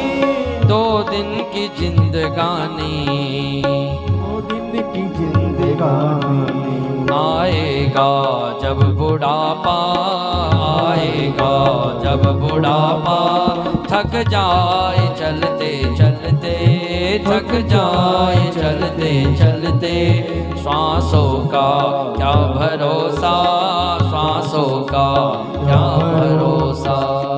इसलिए विश्वास मत करो अपने सपने जो हमने संजोए हुए ना, मैं अपना इसका ब्याह देखूंगी, मैं उसका देखूंगी, मैं ये करूंगी, मैं वो करूंगी, एक झटके में फेल हो जाता सब। इसलिए एक ही सपना देखो, हे प्रभु जब मैं इस संसार से जाऊं तो मुझे लेने के लिए साक्षात नारायण पहुंचे। क्या है? साक्षात नारायण, साक्षात नारायण करे, आजा माँ तूने जीवन भर मेरी तपस्या करी, मेरा पूजन किया, मेरा अर्चन किया, मेरा वंदन किया, आजा मेरी शरण ग्रहण कर ले। ये आकांक्षा हमारे जीवन की होनी चाहिए। बोलो वृंदावन बिहारी लाल की जय। इतना कहते ही भगवान ने पौंड्रक तुरंत भगवान ने उस ऋण का उद्धार किया और वो तुरंत भगवान के लोक को चला गया। बोलो राधे राधे। इधर एक पौंड्रक नाम का राजा था। कथाएं बड़ी दीर्घ है परंतु उसके बीच बीच में शॉर्टकट मारना पड़ रहा है। एक पौंड्रक नाम का राजा था। अब वो अपने आप को जब शीशे में देखता तो बड़ा खुश होता, जैसी माताएं देख देख करके कहते हैं वाह मैं बहुत सुंदर हूं। अच्छा एक और याद रखना, शीशे में अपने आप को हम अपने आप को सुंदर ही देखेंगे, कोई अपने आप को असुंदर कोई नहीं दिखता है ना। तो पौंड्रक बड़ा खुश होता, वाह भैया मेरे जैसा कोई संसार में सुंदर नहीं। अच्छा अपने आप तो सुंदर समझ ही रहा था, पर जब दूसरा कह देना भैया तू बहुत ज्यादा सुंदर है, तो और कहते हैं अच्छा मैं सुंदर हूं, हाँ हाँ। तो उसका एक मित्र था काशीराज, उसने और फूंक चढ़ा दी, क्योंकि शंख और ढोल बजाने और फूंकने पे ही बजते हैं। काशीराज ने कहा पौंड्रक भैया तू बड़ा सुंदर है, भगवान ने बड़ा संजो के तुझे बनाया हुआ है। अच्छा कितना सुंदर हूं मैं? कहा पूरा भगवान लगता है तू, जैसे द्वारिकाधीश है ना पूरा वही कॉपी है तू। अच्छा कहा बस 2-4 कमी है तुझे भगवान बनाने में। कहा क्या कमी है? कहा मैं पूरी करता हूँ। तुरंत बाटी पे गया, 2 हाथ बना के लेके आ गया और पौंड्रक के यहाँ चिपका दी। कहा पौंड्रक भगवान के 4 हाथ होते हैं। कहा चिपका दे। कहा और क्या होते हैं भगवान के? तुरंत मोटर लगाई और एक पंखा लगाया और कहा भगवान के हाथ में सुदर्शन होता है। तुरंत सुदर्शन भी बना दिया। कहा और क्या होता है? कहा भगवान के पास गरुड़ है, पता नहीं एक गुडर खटोला सा कहां से लाया और उसके ऊपर पौंड्रक को बिठा दिया। और जैसे वो उड़ने लगा, पौंड्रक आकाश में जाकर के कहने लगा कि द्वारिकाधीश फेल है, असली भगवान अभी पैदा हुए हैं। बोलो वृंदावन बिहारी लाल की जय। अब दुनिया वाले जो भगवान द्वारिकाधीश को भगवान मान रहे थे, कुछ मूर्ख इसकी बात पे आ गए। लोगों की भी मति पता नहीं कहां गई हुई है। अरे भगवान तो भगवान ही है, पर कुछ लोग भगवान बनने का प्रयास करते हैं, पर वो जितना मर्जी प्रयास कर ले वो ना कभी भगवान बने ना कभी बन सकते हैं। लोग उनके पैरों में पड़ रहे हैं, लोग उनके माला दे रहे हैं, लोग उनके मंत्रों का जाप कर रहे हैं, लोग उनका ये कर रहे हैं, जगत नारायण परमात्मा को छोड़ के। याद रखना हमेशा गुरु भी उसको बनाओ जिसका दूसरा जन्म ना हो। ये लिखा हुआ है सूत्र में, गुरुर ब्रह्मा गुरुर विष्णु, दूसरा जन्म ना हो वही गुरु बन सकता है। पर जो अपने जन्म को ना बचाए उसका वो आपके जन्म को क्या बचाएगा। इसलिए पौंड्रक भगवान बन करके प्रकट हो गया और 3-4 मूर्ख 10-12 मूर्ख उसके चक्कर में वो भी उसको भगवान समझने लगे। काशीराज ने और बुद्धि खराब कर दी। काशीराज ने कहा पौंड्रक एक और काम कर। कहा क्या? तू धमकी भरा पत्र यदि तू द्वारिकाधीश को भेज दे, द्वारिकाधीश के बाद जैसे ही पत्र जाएगा तो तेरे को जैसे उसको पता लगेगा कि भगवान प्रकट हो गए हैं, तो मुझे विश्वास है वो भगवान नहीं है, वो अपना बोरिया बिस्तर उठा के भाग जाएगा। कहा फिर लिख, पत्र लिख। जैसे पत्र लिखा दूत के द्वारा, आज भगवान की सभा में वो दूत पत्र लेकर के पहुंच गया। जैसे ही पत्र लेकर के गया, उद्धव ने पत्र पढ़ा और उद्धव जोर जोर से हंसने लगे। भगवान ने पूछा उद्धव हंस क्यों रहे हो? कहा प्रभु पत्र में कुछ लिखा हुआ है। कहा क्या लिखा हुआ है? तो उद्धव कहने लगे वासुदेवो अवतीर्णो एक एवान चापरा भूतानाम अनुकंपार्थ त्वं तु मिथ्यामिदं ददा। हे द्वारिकाधीश, अब तक तूने दुनिया वालों को जितना छलना था छल दिया, असली भगवान अब पैदा हो चुके हैं, निकल जा तेरी इसी में भलाई है। भगवान जोर जोर से हंसने लगे, वाह असली भगवान पैदा हो गए। पत्र के पीछे लिख दो कल तुमसे द्वारिकाधीश मिलने के लिए आ रहे हैं। बस पत्र के पीछे लिख करके जैसे ही दूत गया, उसने पढ़ा कि द्वारिकाधीश मिलने के लिए आ रहे हैं, तुरंत काशीराज की गर्दन पकड़ ली। हे काशीराज, तूने तो बोला था भैया कि भाई द्वारिकाधीश भाग जाएगा, पर ये तो मुझे मिलने के लिए आ रहा है। काशीराज ने कहा हे बेटा, भैया भगवान बनने के लिए कुछ रिस्क लेना पड़ता है, और आने दे कुछ नहीं बिगाड़ सकता तेरा। वह इतना सुनते ही अगले दिन भगवान द्वारिकाधीश पौंड्रक के यहाँ पहुंच गए। बोलो राधे राधे। जैसे ही भगवान पहुंचे तो तुरंत पौंड्रक ने बटन दबाया, 2 हाथ निकल दिए। दूसरा बटन दबाया तो सुदर्शन चलने लगा। तीसरा बटन दबाया तो तुरंत गरुड़ उड़ने लगा और गरुड़ पर बैठ करके पौंड्रक भगवान को आशीर्वाद दे रहा है कि द्वारिकाधीश मैं तुझे आशीर्वाद देता हूँ। भगवान जोर जोर से हंसे, कहने लगे वाह, पूरा रूप मेरे जैसा बनाया हुआ है, इसलिए इसने रूप तो मेरे जैसा बना दिया, पर आज इसको मैं लोक भी भगवान वाला ही दूंगा। तुरंत भगवान ने सुदर्शन निकाला और तुरंत पौंड्रक की गर्दन धड़ से अलग काशीराज में लड़ने के लिए आया और भगवान ने काशीराज की भी गर्दन उड़ा दी। बोलो वृंदावन बिहारी लाल की जय। इसलिए ना कभी हम भगवान बन सकते हैं, ना कभी बने और ना कभी बन पाएंगे। हम तो भगवान के केवल क्या बन सकते हैं माताओं, दासानुदास। भगवान में जिसकी लगन लग गई तो उसको कहीं फिर लगन लगाने की जरूरत नहीं। और कहते भी है क्या कि मुझे ऐसी लगन तू लगा दे, क्या मुझे ऐसी लगन तू लगा दे, मुझे ऐसी लगन तू लगा दे कि तेरे बिना पल न रहूं। मुझे ऐसी लगन तू लगा दे कि तेरे बिना पल न रहूं। मुझे ऐसी लगन तू लगा दे कि तेरे बिना पल न रहूं। मुझे ऐसी लगन तू लगा दे कि तेरे बिना पल न रहूं। कि तेरे बिना पल न रहूं। तेरे बिना पल न रहूं। कि तेरे बिना पल न रहूं। तेरे बिना पल न रहूं। दिल में प्रेम वाला दीप जला दे, दिल में प्रेम वाला दीप जला दे कि तेरे बिना पल न जियो।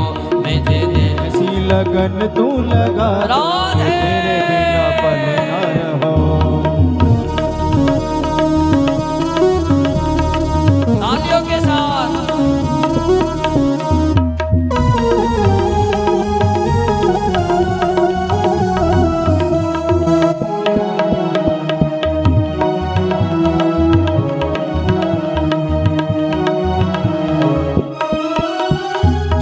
दिल को चुराया मैंने कुछ ना कहा। तूने दिल को चुराया मैंने कुछ ना कहा। तूने दिल को चुराया मैंने कुछ ना कहा। तूने दिल को चुराया मैंने कुछ ना कहा। तूने बड़ा तड़पाया मैंने कुछ ना कहा। तूने बड़ा तड़पाया मैंने कुछ ना कहा। तूने बड़ा तड़पाया मैंने कुछ ना कहा। तूने बड़ा तड़पाया मैंने कुछ ना कहा। अब ऐसी झलक तो दिखा दे, अब ऐसी राधे। अब ऐसी झलक तो दिखा दे कि तेरे बिना पल ना जियो।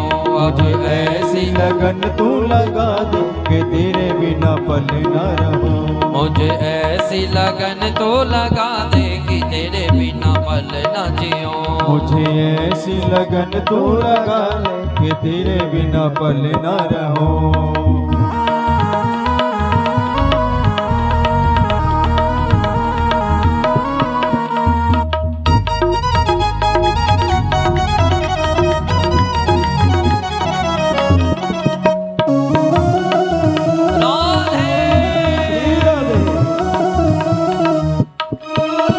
जैसे जल बिन मछली पल ना जिए।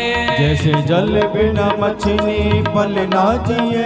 जैसे जल बिन मछली पल ना जिए। जैसे जल बिना मछली पल ना जिए। वैसे तड़पू मैं तेरे लिए, तेरे लिए। वैसे तड़पू मैं घड़ी घड़ी तेरे लिए। वैसे तड़पू मैं घड़ी घड़ी तेरे लिए। वैसे तड़पू मैं घड़ी घड़ी तेरे लिए। नशा प्रेम वाला, नशा प्रेम वाला, नशा प्रेम वाला ऐसा चढ़ा दे कि तेरे बिना पल न जियो। मुझे वाला ऐसा चढ़ा दे कि कि तेरे बिना पल न रहो। मुझे ऐसी लगन तो लगा दे कि तेरे बिना पल न जियो। मुझे ऐसी लगन तो लगा दे कि तेरे बिना पल न रहो। बोल वृंदावन बिहारी लाल की जय। भगवान की सुंदर दिव्य दिव्य लीलाएं प्रकट हो रही हैं। आज राजा परीक्षित ने पूछ लिया, महाराज आप सदैव कहते हैं कि भगवान दीन बंधु हैं, भगवान दीन बंधु हैं, और दीन बंधु भगवान हमेशा अपने भक्तों की रक्षा करते हैं। तो प्रभु कोई ऐसा चरित्र सुनाइए जिस चरित्र के द्वारा हमारा आत्म कल्याण हो जाए और हम ये समझ लें कि भगवान सदैव हमारे साथ खड़े रहते हैं। बोलो राधे राधे राधे राधे। आज सुखदेव जी महाराज राजा परीक्षित को सुदामा जी का चरित्र सुनाने लगे। बड़ा प्रेममय चरित्र है माताओं। कहते हैं इस चरित्र को जो श्रवण करता है उसके घर की सारी गरीबी समाप्त हो जाती है। कौन कौन चाहते हैं हमारे घर की गरीबी समाप्त हो? पहले हाथ खड़ा करे, कौन कौन गरीब है माताओं? पूरे माइयों रे। मैं गरीब उसको मानूंगा जिसके पास रोटी कपड़ा और मकान नहीं है। अब हाथ खड़े करो, कौन है गरीब? कोई गरीब नहीं है। श्री राधे। हमारी आकांक्षा गरीब है, हमारी सोच गरीब है, क्योंकि हमने जब अपनी थाली को देखना ही नहीं, अपने से ऊपर झांक करके देखोगे तो हम गरीब ही हैं माताओं। जब अपने से ऊपर देखोगे ना तो हम गरीब ही हैं, और हमेशा अपने से नीचे देखोगे तो हमेशा हम अमीर हैं। किसी के शरीर में पीड़ा होना, एक बुढ़िया माता शरीर से बहुत दुखी थी, नित्य आकर के कहती हाय पंडित जी मारी गई, कमर में पीड़ा है, कमर में पीड़ा, कमर। नित्य डॉक्टर साहब के पास जाती, कहती डॉक्टर साहब सारी तू भी फेल, तेरी दवाइयां भी फेल। कहा क्यों? अरे इतनी जड़ी बूटी खवा दी, इतनी दवाइयां खवा दी, मेरा कमर दर्द ही नहीं दूर हो रहा, ये घुटने का दर्द, कमर दर्द, बता तू भी फेल। तो डॉक्टर ने कहा फिर एक काम कर माता, मैं आज पीजीआई में चल रहा हूँ, चल मेरे साथ पीजीआई में चल, बड़े डॉक्टर से मिलवाऊंगा। अच्छा, बहुत माताओं को डॉक्टरों से मिलने का बहुत शौक होता है। बढ़िया बढ़िया दवाई, छोकरे का दिमाग खा जाएगी, तू मुझे डॉक्टर पे नहीं दिखाता, तू मुझे डॉक्टर पे नहीं दिखाता। तो पीजीआई के वो डॉक्टर साहब ने कहा चल माता आज तुझे मैं पीजीआई के डॉक्टर से मिलाता हूँ, मेरा मित्र है। उसने कहा हाँ हाँ चल, कितने बजे चलना? का करेक्ट 5 बजे तैयार हो जियो। अब माता के जो कमर में दर्द था उस समय कोई दर्द नहीं, वो तो तुरंत बैठ गई गाड़ी में। और डॉक्टर साहब भी बड़े चतुर थे, डॉक्टर साहब भी सीधा पीजीआई में पहुंच गए। और पीजीआई में सीधा जो बड़ा इमरजेंसी है ना, उसके आगे उस बुढ़िया माता को खड़ा कर दिया। ध्यान से सुनना, पहले हाथ खड़े करो किस किस के कमर में दर्द है, फिर कथा सुनाऊंगा। जो कहती है मेरे गुड्डे में दर्द, मेरे कमर में दर्द, मेरे खोपड़े में दर्द, पेट में कैसे बन रही हो बन। अब सुनना ध्यान माताओं, ध्यान से। अब डॉक्टर साहब ने क्या किया, पीजीआई के इमरजेंसी के आगे खड़ा कर दिया। कहा माता यहीं खड़ी रही है, बहुत अच्छा डॉक्टर आएगा। कहा ठीक है। कहा कितने बजे आ जाएगा बेटे? का तो इंतजार तो कर, अभी आएगा। तो इमरजेंसी के जैसे सामने खड़े किया तो पीजीआई तो पीजीआई, इमरजेंसी तो इमरजेंसी। छोटे मोटे केस थोड़ा ना आते हैं वहां। हम तो यहाँ पर छोटे मोटे केस देखेंगे, किसी के दर्द है, किसी का सिर दर्द, किसी को बुखार, किसी को जुकाम, किसी को कुछ। पर वहां तो बस आर या पार वाला खेल होता है। जैसे ही वहां से आए तो तुरंत एक पंजाब की एक गाड़ी आई, टू टू टू टू करते हुए, और डॉक्टर साहब 3-4 डॉक्टर साहब आए। कोई ट्रे वो जिसके ऊपर मरीज को लेटाते हैं वो लेकर के पहुंचे और तुरंत उसमें से मरीज को निकाला। तो मरीज क्या था, उसका पेट फटा हुआ था सारा, ये कमर सारी फटी हुई, सत्य घटना है। अब जैसे ही माँ ने देखा उसका लाल लाल सारा खून, अरे डॉक्टर साहब ले जा मनु यहाँ से। नहीं नहीं माँ तू खड़ी रह, खड़ी रह, यहीं खड़ी रह। उसने कलेजे पे पत्थर धर के देख देख देख, तुरंत पीछे से गाड़ी आई तो उसका सिर फटा हुआ। अरे डॉक्टर साहब ले जाओ। मैं नहीं नहीं माँ अब तेरे से थोड़ी और रुक रुक रुक यहाँ रुक। इतने में एक और गाड़ी आई, उसका आधा भाग फटा हुआ है सारा। कल ले जा बेटे, मैं मर जाऊंगी यही। डॉक्टर ने कहा माँ अब यो बता तेरे कमर में, अरे सारा गायब खत्म। मैं कहा माँ डॉक्टर ने कहा माँ तेरे वो दर्द कर रहे दुनिया का दर्द देखा मेरा गायब खत्म।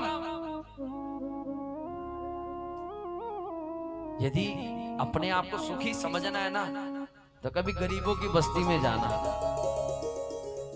आप मंडी में जाना, मंडी में आपको ऐसे भी लोग मिलेंगे। हम कितने सौभाग्य हमारे पे दाना है, अन्न है, सब कुछ है। और मंडी में ऐसे भी हैं जो उस भूस में से भी अन्न को छांटते हैं। कभी जाना तो उस भूस में से भी अन्न को छांट करके अपना घर चलाते हैं। बहुत ऐसे भी हैं। बहुतों को देखना, माँ के पास अपना वस्त्र नहीं होता पूरा, पर अपने बच्चे के लिए साड़ी फाड़ करके अपने बच्चे को वस्त्र दे देती है। लोग कहते ना ये तो सारे ड्रामे करते हैं। ड्रामा कोई नहीं करता। ये बारिश हो रही है, हवा चल रही है, हम तो अपने घर में बैठ गए रात को अपने घर में। पर आज ऐसे ऐसे लोग भी हैं जो झोपड़पट्टी में रह रहे हैं। ऐसे ऐसे लोग भी हैं जो पूरी रात नहीं सोते और बाल्टी नीचे रखी हुई है। बच्चा भी भीग रहा है, परिवार भी भीग रहा है, पर किसी की हिम्मत नहीं होती माताओं की। चलो भगवान ने हमको संपन्न बनाया, चल ले बहन मेरी तरफ से ये कंबल तू पकड़। कोई कहता है? कोई नहीं कहता। उनके बीच में जाकर के और तब आप कहोगे, तब आपके आंखों में आंसू होगा, तब आप भगवान का धन्यवाद कहोगे, धन्यवाद मेरे प्रभु, तूने हमें कितना सुख दिया। कभी हॉस्पिटलों में जाकर के खड़े होकर के देखना, जब वहां पीजीआई में जाकर के सही में, ये तो चलो मैंने मजाक में बोला या जो भी कथा सुनानी थी, पर सही में पीजीआई में खड़े होकर के देखना, लोगों को 5-5 साल हो गए जो अपने घर नहीं गए क्योंकि बच्चे को कैंसर हो रखा है, बच्चा अपाहिज है। और यहाँ के नहीं है, कर्नाटक, ये बरेली राजस्थान के लोग आ गए और किले के किले बिक चुके हैं माताओं, किले के किले। और सोने के लिए भी नहीं है कोई, वहां कोई आपके लिए बेड नहीं लगा हुआ, जिसको जहां मिल रहा है वहीं पर सो रहा है। और रोते हैं वो खून के आंसू माताओं। हे प्रभु महाराज, मेरा कोई ऐसा पुण्य तो आगे आ जाए कि मैं अपने घर तो चले जाऊं।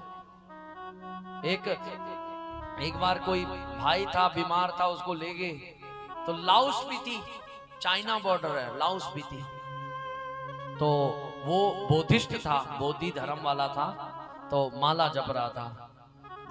अब हम भी इसी फील्ड में है तो मैंने भी पूछ लिया, महाराज ये माला और यहाँ कैसे? कहा भैया क्या बताएं, मेरी 8 साल की बेटी है, इसको पेट का कैंसर हो चुका है। अब मेरे पास इतना पैसा नहीं है, मेरे पास कोई ऐसी जमीन नहीं है, मेरे पास कोई ऐसा पैसा नहीं है कि जिससे मैं अपनी बेटी का उपचार कर सकूं। और इस बेटी के मुंह को देख करके मैं जी रहा हूं। काश मेरा परमात्मा आता और इस बेटी का कल्याण कर देता। माता, क्या आपके ऊपर कोई, किसी के ऊपर ऐसा कष्ट आया? तुमने कभी धन्यवाद बोला? सही बताओ माताओं, धन्यवाद। आपके घर में गेहूं आई, आपके घर में अनाज आया, आपके घर में धन आया, आपका बेटा सुरक्षित घर आया, और किसी ने धन्यवाद बोला? नहीं बोला, किसी ने धन्यवाद नहीं बोला। आपको पता नहीं कालियाम रोड कितना खतरनाक है। यहां से साक्षात यमराज का स्थान है, साक्षात। यहां से चला गया ना कोई तो ये गारंटी नहीं है वापस आएगा। पर तुमने कभी इस खेड़े को नहीं बोला कि हे खेड़ा भगवान तेरा धन्यवाद, तूने मेरे बाल को बचाया, मेरे बच्चों को बचाया। पर दुर्भाग्य से तुमने बार बार इसको गालियां दी, तूने हमको क्या दिया, तूने हमको क्या दिया, तूने हमको क्या दिया, तूने हमको क्या दिया। बात सच्ची है ना माता? कभी तुमने धन्यवाद किसी ने नहीं कहा, तभी तब तुम्हारे आगे तुम्हारी भगवान रक्षा कैसे करेगा? एक माता थी जो बार बार भोलेनाथ से कहती, भोलेनाथ, 3 बेटियां थी उसके पास। ध्यान से सुनना, ये भी सत्य घटना है। कथा आपको बदलना है कथा के द्वारा, इसीलिए दृष्टांत आपके सामने प्रकट कर रहा हूं। और जिसको निराशा हो सकती है वो जा सकती है वहां, पर सत्य हमेशा चुभता है, याद रखना। एक माता थी, तीन बच्चे, 3 बेटियां थी, और नित्य भोलेनाथ को कोसती, भोलेनाथ तूने मुझे बेटा नहीं दिया, भोलेनाथ तूने मुझे बेटा नहीं दिया, भोलेनाथ तूने मुझे बेटा नहीं दिया। एक दिन अपना सिर पटकने लगी और भोलेनाथ के आगे भोलेनाथ के सिर पे लोठा मार के चलेगी, भोलेनाथ आज से तेरे दरबार पे नहीं आऊंगी, कसम खाती हूं। अब भोलेनाथ का भी क्या जा रहा था, भोलेनाथ ने कहा जा पुत्रवान भव, पुत्र दे दिया माताओं उसको।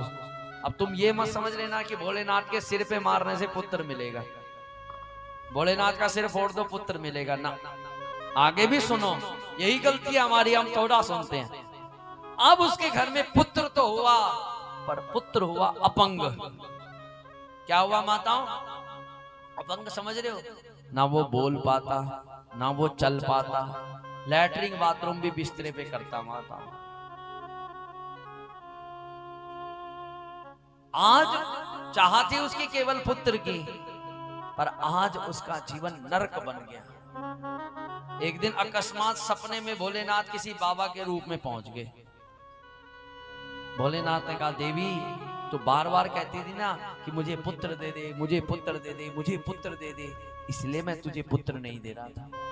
तूने मुझे गालियां दी, तूने मुझे अनाप शनाप शब्द बोले, तूने कहा मैं तेरे दरबार में नहीं आऊंगी, तो मैंने क्या गलत किया तुझे पुत्र ना दे करके ऐसा पुत्र नहीं दिया? पर जब तूने जिद किया मैंने तुझे तब ये पुत्र दिया है, अब भोग। मैं तो तेरे, और एक और याद रखियो, मैंने तो तेरे कर्मों का फल तुझसे छुपाया था, पर तेरी जिद ने आज तुझे इस नरक में घसीट दिया। माताओं, वो आज भी खून के आंसू रोती है, खून के आंसू। आज 24 साल हो गए अपने मायके में नहीं गई, क्योंकि वो बेटा जाने ही नहीं देता। बिस्तरे में ही लैट्रिन, बिस्तरे में ही बाथरूम, बिस्तरे में। तो इसलिए इस कथा से एक ही चीज हंसाने के लेनी है, भगवान से कभी जिद मत करो। भगवान आपको जो दे रहा है ना, उसी को प्रेम से ग्रहण कर लो, उसी में आपकी भलाई है कि नहीं माताओं? आप बार बार जो जिद करोगे उसमें है। आपने जो जिद कही, भगवान को पता है मैंने अपने बच्चे को क्या देना है।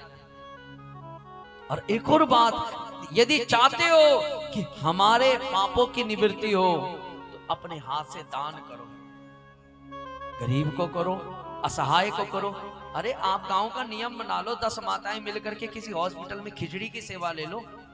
आज भी पीजीआई में बहुत ऐसे भक्त हैं जो वहां खिचड़ी की सेवा, परोंठे की सेवा, चाय की सेवा।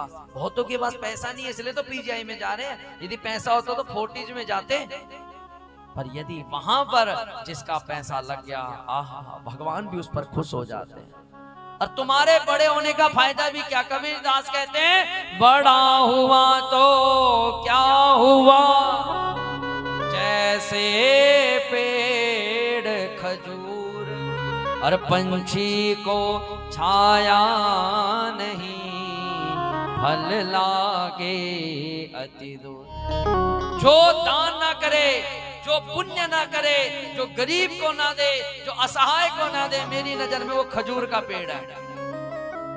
ना छाया है उसकी छाया भी नहीं है। तुम्हारे बताओ, तुम्हारे द्वारा अपना पेट पे कुत्ता भी भर रहा है माताओं, अपना पेट पे कुत्ता भी भर रहा है। तुम भी अपना पेट भर रहे हो, तुम भी अपने बच्चों का पेट भर रहे हो, तो तुम में और जानवर में क्या फर्क रह गया? पर जिसके दरवाजे से आया हुआ अतिथि भी संतुष्ट होकर के चले जाए, वही इंसान है। इसलिए कसम खा लो कि भाई मैंने जो कमाया, हमारा आज भी नियम है, ऐसे अपने दान को बताना नहीं चाहिए, पर कहीं कहीं पर बता करके दूसरा बदल रहा है तो बताना भी। हम जब भागवत करते हैं ना, तो एक जगह पैसा जब इकट्ठा होता है तो उसमें से कुछ 5-10% निकाल के गुल्लक में डाल देते हैं, क्योंकि आपका दान है माताओं। हम भी इंसान हैं, मानते हैं भगवान ने ब्राह्मण बनाया, पर हमारे भी बाल बच्चे हैं। ऐसा नहीं कि हमारे बच्चे को रोग नहीं हो सकता, हमारा बच्चा भी दुखी हो सकता है, इसलिए उससे बचने के लिए हम भी दान करते हैं। एक गुल्लक लगाया है, उसमें दान। एक गरीब बेटी का ब्याह था, उसमें अर्पण कर दिया। एक मंदिर बन रहा था, उसमें अर्पण कर दिया। भंडारा चल रहा था, उसमें अर्पण कर दिया। तो इसलिए भला भी हो रहा है, इसलिए बच भी रहा है। माताओं करो जितना हो सकता है, दाने न पानी न तो कंकणे न विभाज काया करुणा पराणाम परोपकारे न तो चंदने न। ये शरीर ऐसे गधे की तरह आए थे और गधे की तरह मत चले जाना, इसलिए नियम बनाओ दान कर। पुराने समय में नियम था, इसलिए कह रहा हूं कथा में आओ, इसलिए बार बार चिल्ला के कह रहा हूं, अरे भैया कथा में आओ, कथा में आओ, कथा में आओ, तुम्हारी बुद्धि तो सुधरेगी, कोई बात तो तुम्हारे अंदर बैठ जाएगी। और किसी को बुरा लगे माता तो बुरा लगता भी रहे, भाड़ में भी जाओ, पर कोई गलत बात नहीं है। बोलो वृंदावन बिहारी लाल की जय। क्या आप यहाँ सेट नहीं पवा सकते? हाँ देखो सब उसमें बैठे हुए हैं, क्या यहाँ पर एक सेट नहीं होना चाहिए? पर सबका क्या है, सरकार पुआएगी, सरकार पुआएगी, उपयोग कौन करेगा माताओं? गांव वाले तो सरकार तो करेगी नहीं। पर समस्या कहीं में नहीं होती, समस्या होती है माल पत्ते में। इसलिए अपने हाथ से दान करो, पूजा करो, अर्चन करो, वंदन करो, और यही आपके साथ जाएगा। ना बेटा, ना बेटी, ना जमीन, ना पैसा, ना किल्ला, ना भैंस, ना दूध, केवल धर्मानुगो कक्षति जीव एका। अपने धर्म के पोटले को अपने सिर में रख करके इंसान यमराज के पास जाता है, और फिर यमराज पूछता है, हे बहन क्या करके आई? तो वहां कहते हैं कुछ नहीं पंडित। क्या करा यमराज जी? अपने छोकरे पालने, भैंस पाली, अपना परिवार पाला। इसी के लिए गई थी? हाँ, और किस वास्ता जाना था? कब भगवान का नाम नहीं लिया, तुझे जीव दी थी लड़ने के लिए, तो इतनी बड़ी जीव काटी तूने बाहर, भगवान के लिए तो कभी नहीं निकाली। जा जा सुअर की योनि में चली जा, जा कुत्ते की योनि में जा। तो वहां कौन बचाता है? हमारा दान बचाता है माता। ये कुत्ता बैठा है ना, ये हमारे में से कोई एक ही है, हम नहीं बनना है ऐसा। और यदि अपने आप को बचाना चाहते हो घृणित योनियों में, तो कथा सुनो और गाते रहो। क्या? श्रीमन नारायण नारायण नारायण, श्रीमन नारायण नारायण नारायण, श्रीमन नारायण नारायण नारायण, श्रीमन नारायण नारायण नारायण, श्रीमन नारायण नारायण नारायण, श्रीमन नारायण नारायण नारायण, श्रीमन नारायण नारायण नारायण, श्रीमन नारायण नारायण नारायण। बोलो वृंदावन बिहारी लाल की जय। भगवान के मित्र हुए सुदामा, बड़े दीन थे, गरीब थे। धर्म पत्नी थी सुशीला, भिक्षाटन के द्वारा ब्राह्मण अपना घर चलाता, पर इतनी भिक्षा नहीं आती जिसके कारण पूरा परिवार भरपेट भोजन करता। एक दिन भगवान दरवाजे पर पहुंच गए, भिक्षान दे। सुशीला घर से आई तो भगवान संत बन करके आए हैं दरवाजे पर। भगवान ने कहा, हे देवी भिक्षा दे।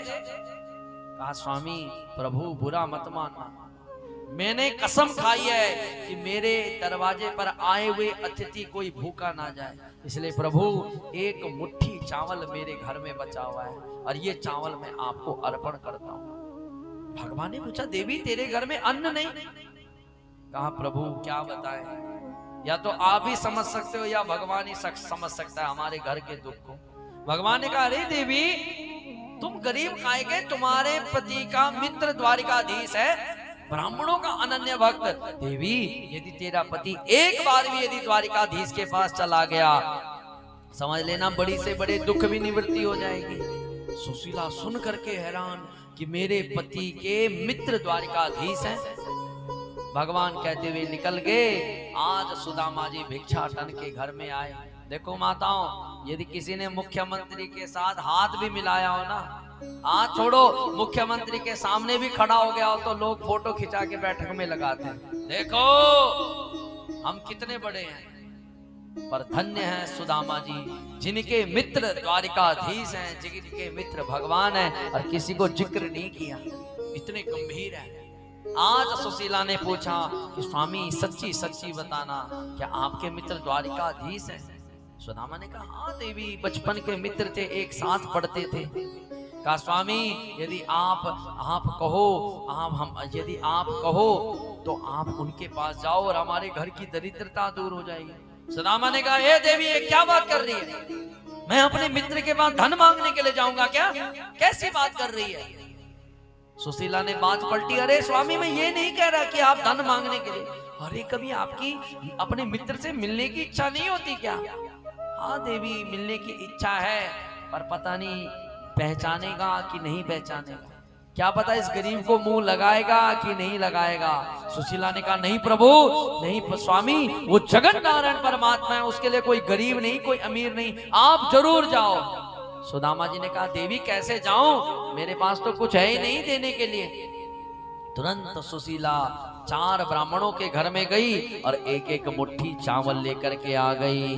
याचित्वा चतुरोन्मुष्टिं विप्रान् पृथक् तण्डुलान् चैलखण्डेन तान् बद्ध्वा भद्रे पादाच पायना। 4 मुट्ठी चावल अपने साड़ी को चीरा और उसी को बांध करके सुशीला जाने लगी।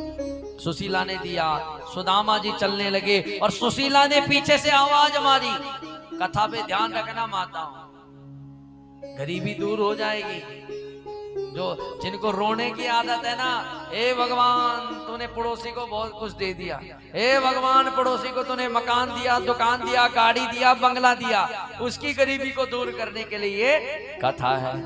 जैसे सुदामा जी जाने लगे तो सुशीला ने पीछे से कहा स्वामी एक संदेश भगवान का मुझे मेरा भी दे देना। कहा क्या? तो तुरंत सुशीला बोल पड़ी, एक मास द्वय पाख में 2 एकादशी होय, सो प्रभु दीन दयाल ने नित प्रीत दीनी मो। ध्यान से सुनना माताओं, 1 महीने में कितनी एकादशी होती हैं? 2। और एकादशी को अन्न नहीं खाते। क्या नहीं खाते माताओं? जोर से बोलो, अन्न नहीं खाते। सुशीला कहती है स्वामी 1 महीने में 2 एकादशी आती है, पर दुर्भाग्य देखो मेरा या सौभाग्य देखो मेरा कि मेरे घर में तो नित्य एकादशी है। मेरे घर में तो नित्य एकादशी। सुबह बच्चों को भोजन देती हूँ, बच्चे दिन में भोजन मांगते हैं तो मैं कह देती हूँ बेटे आज पानी पी लो, आज एकादशी है। पीछे से बच्चा कहता है माँ तूने कल भी कहा था एकादशी है, तो मैं क्या जवाब दूं? सुदामा जी के आंखों में अश्रु और सुदामा जी निकल पड़े। जैसे ही सुदामा जी चलने लगे तो आज चलते चलते चलते चलते चलते सीधा आधे मार्ग तक पहुंचे। सुदामा जी थक गए। सुदामा जी को लगा कि कैसे करके पहुंचूं, पर भगवान ने भी कसम खाई है कि जो भक्त मेरी तरफ बढ़ेगा, 1 कदम बढ़ाएगा, उसके प्रति मैं 60 कदम बढ़ाऊंगा। सुदामा जी के वृक्ष के नीचे सो गए। तुरंत भगवान ने उठा करके सुदामा को द्वारिका में छोड़ दिया। बोलो राधे राधे राधे। सुदामा जी उठे। सुदामा जी ने कहा अरे महाराज मैं सोया था यहाँ किसी जंगल में और ये इतने बड़े बड़े भवन कहाँ से आ गए? सामने से एक व्यक्ति आ रहा था। महाराज आपने द्वारिका देखी? वो हंस के कहने लगा वाह भैया, कोई गंगा के किनारे खड़े होके बोले भैया गंगा कहाँ है? अरे द्वारिका में तो खड़े हो। तो सुदामा ने कहा द्वारिका में? मैं तो किसी जंगल में था, पर चलो शायद प्रभु की माया। इतना कहते ही तुरंत प्रभु उसने कहा भैया तूने हमारे कन्हैया को भी देखा या कोई कन्हैया नाम का व्यक्ति? कहा भैया पूरा मकान नंबर बताओ, दुकान नंबर बताओ, गली नंबर बताओ, दादा का नाम बताओ, तब तो पता लगे। अब कन्हैया कह रहे हो, पता नहीं कौन होगा यहाँ कन्हैया। आज सुदामा जी के कहने लगे भैया वो तो बचपन का नाम था, असली नाम तो उसका कृष्णचंद्र है। इतना कहते ही वो उछल पड़ा, ए भैया तो हमारे राजा का नाम कैसे ले रहा है? का फिर कैसे लेना है? तो तुरंत बोल पड़ा, अरे हमारा राजा का नाम ऐसे लेते। का कैसे? का अनंत श्री समलंकित छत्रपति राजमोती चक्र धर्मवती सर्वेश्वर स्वतंत्र महाराजाधिराज द्वारकाधीश कृष्ण भगवान की जय। सुदामा जी कहने लगे, वाह भैया, मैं तो मेरा बचपन का मित्र इसलिए कह दिया उसको कन्हैया। अब ये भी बता दे भैया कि वो कहाँ मिलेगा। का सामने जितने भी अटारी और भवन बने हैं ना, उसी में वो है। तो सुदामा जी तुरंत मुख्य दरवाजे पर पहुंच गए। जैसे ही मुख्य दरवाजे पर पहुंचे तो सैनिकों ने रोक दिया। कहा जाना है? कहा भैया मेरा मित्र कृष्ण अंदर रहता है। सैनिकों ने पूरे शरीर को देखा कि शरीर पे एक फटी धोती, शरीर पे कोई वस्त्र नहीं, एक पगड़ी धारण कर रखी है। सैनिक सोचने लगा कि भगवान की माया का कुछ नहीं पता, कौन सा देवता कैसे रूप में आया है। तुरंत कहने लगा अरे भैया तुम यहाँ बैठो, हम भगवान को बोल के आते हैं। तुरंत अंदर गए, कहने लगे प्रभु इस दास को सेवा करते हुए बहुत समय हो गया। ब्रह्मादिक देवता भी मैंने यहाँ आते हुए देखे, पर आज ऐसी विभूति आई है, उस विभूति को देख करके मैं भी हैरान। का कौन आया है?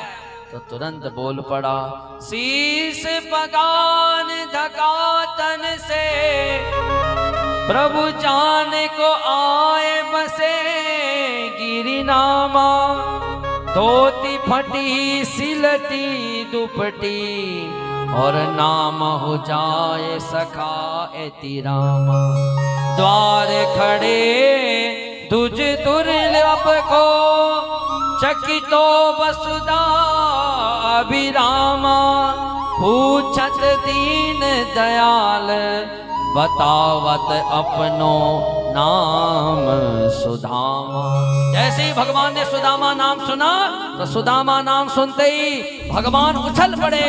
भगवान अपने सिंहासन से कूदे, अपना पीतांबर फेंक दिया, अपने मुकुट फेंक दिया।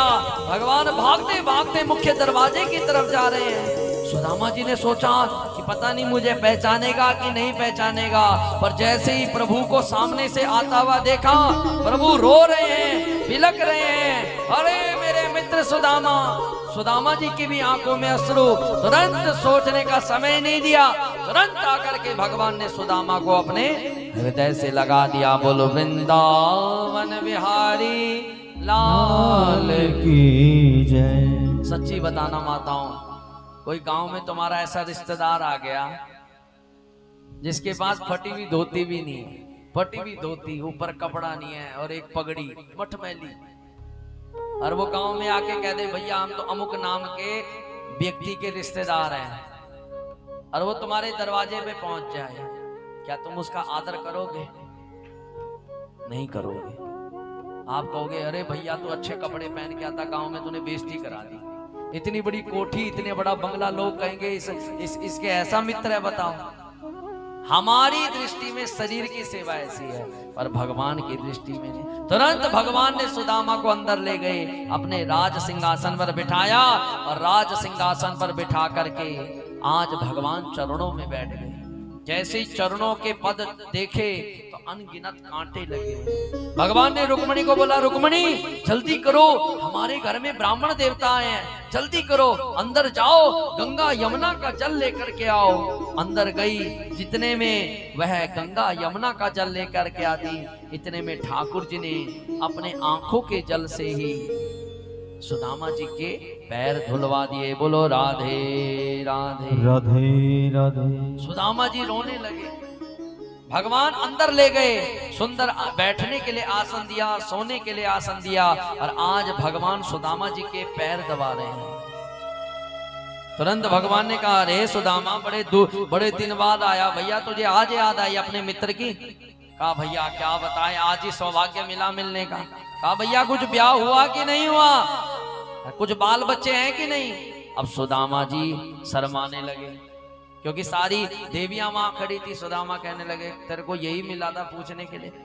अरे मैं तो इसलिए पूछ रहा हूँ कि भाई ठाकुर जी कहते, मैं इसलिए पूछ रहा हूँ, तू बाबो जैसी बातें करता था, इसलिए मुझे लगा तेरा ब्याह नहीं। सुदामा कहते, अरे कन्हैया भगवान के आशीर्वाद से बहुत अच्छा विवाह हुआ, सुशीला नाम की धर्म पत्नी है, जैसा नाम ऐसा काम, और बढ़िया बाल बच्चे हैं। तू बता तेरा विवाह? ठाकुर जी कहते, मेरे बारे में मत पूछ भैया, मेरे बारे में पूछेगा तो थक जाएगा। ये बता खाली आया कि कुछ भाभी ने दिया कि नहीं दिया? अब लेने देने की बात पूछी तो सुदामा जी स्तब्ध। इतना बड़ा राजा, अनेक सेवक इसकी सेवा में लगे हैं, कोई मिठाई खिला रहा है, कोई काजू खिला रहा है, कोई कुछ, और मैं इसको क्या दूं? 4 मुट्ठी चावल, कितना सरबाएगा?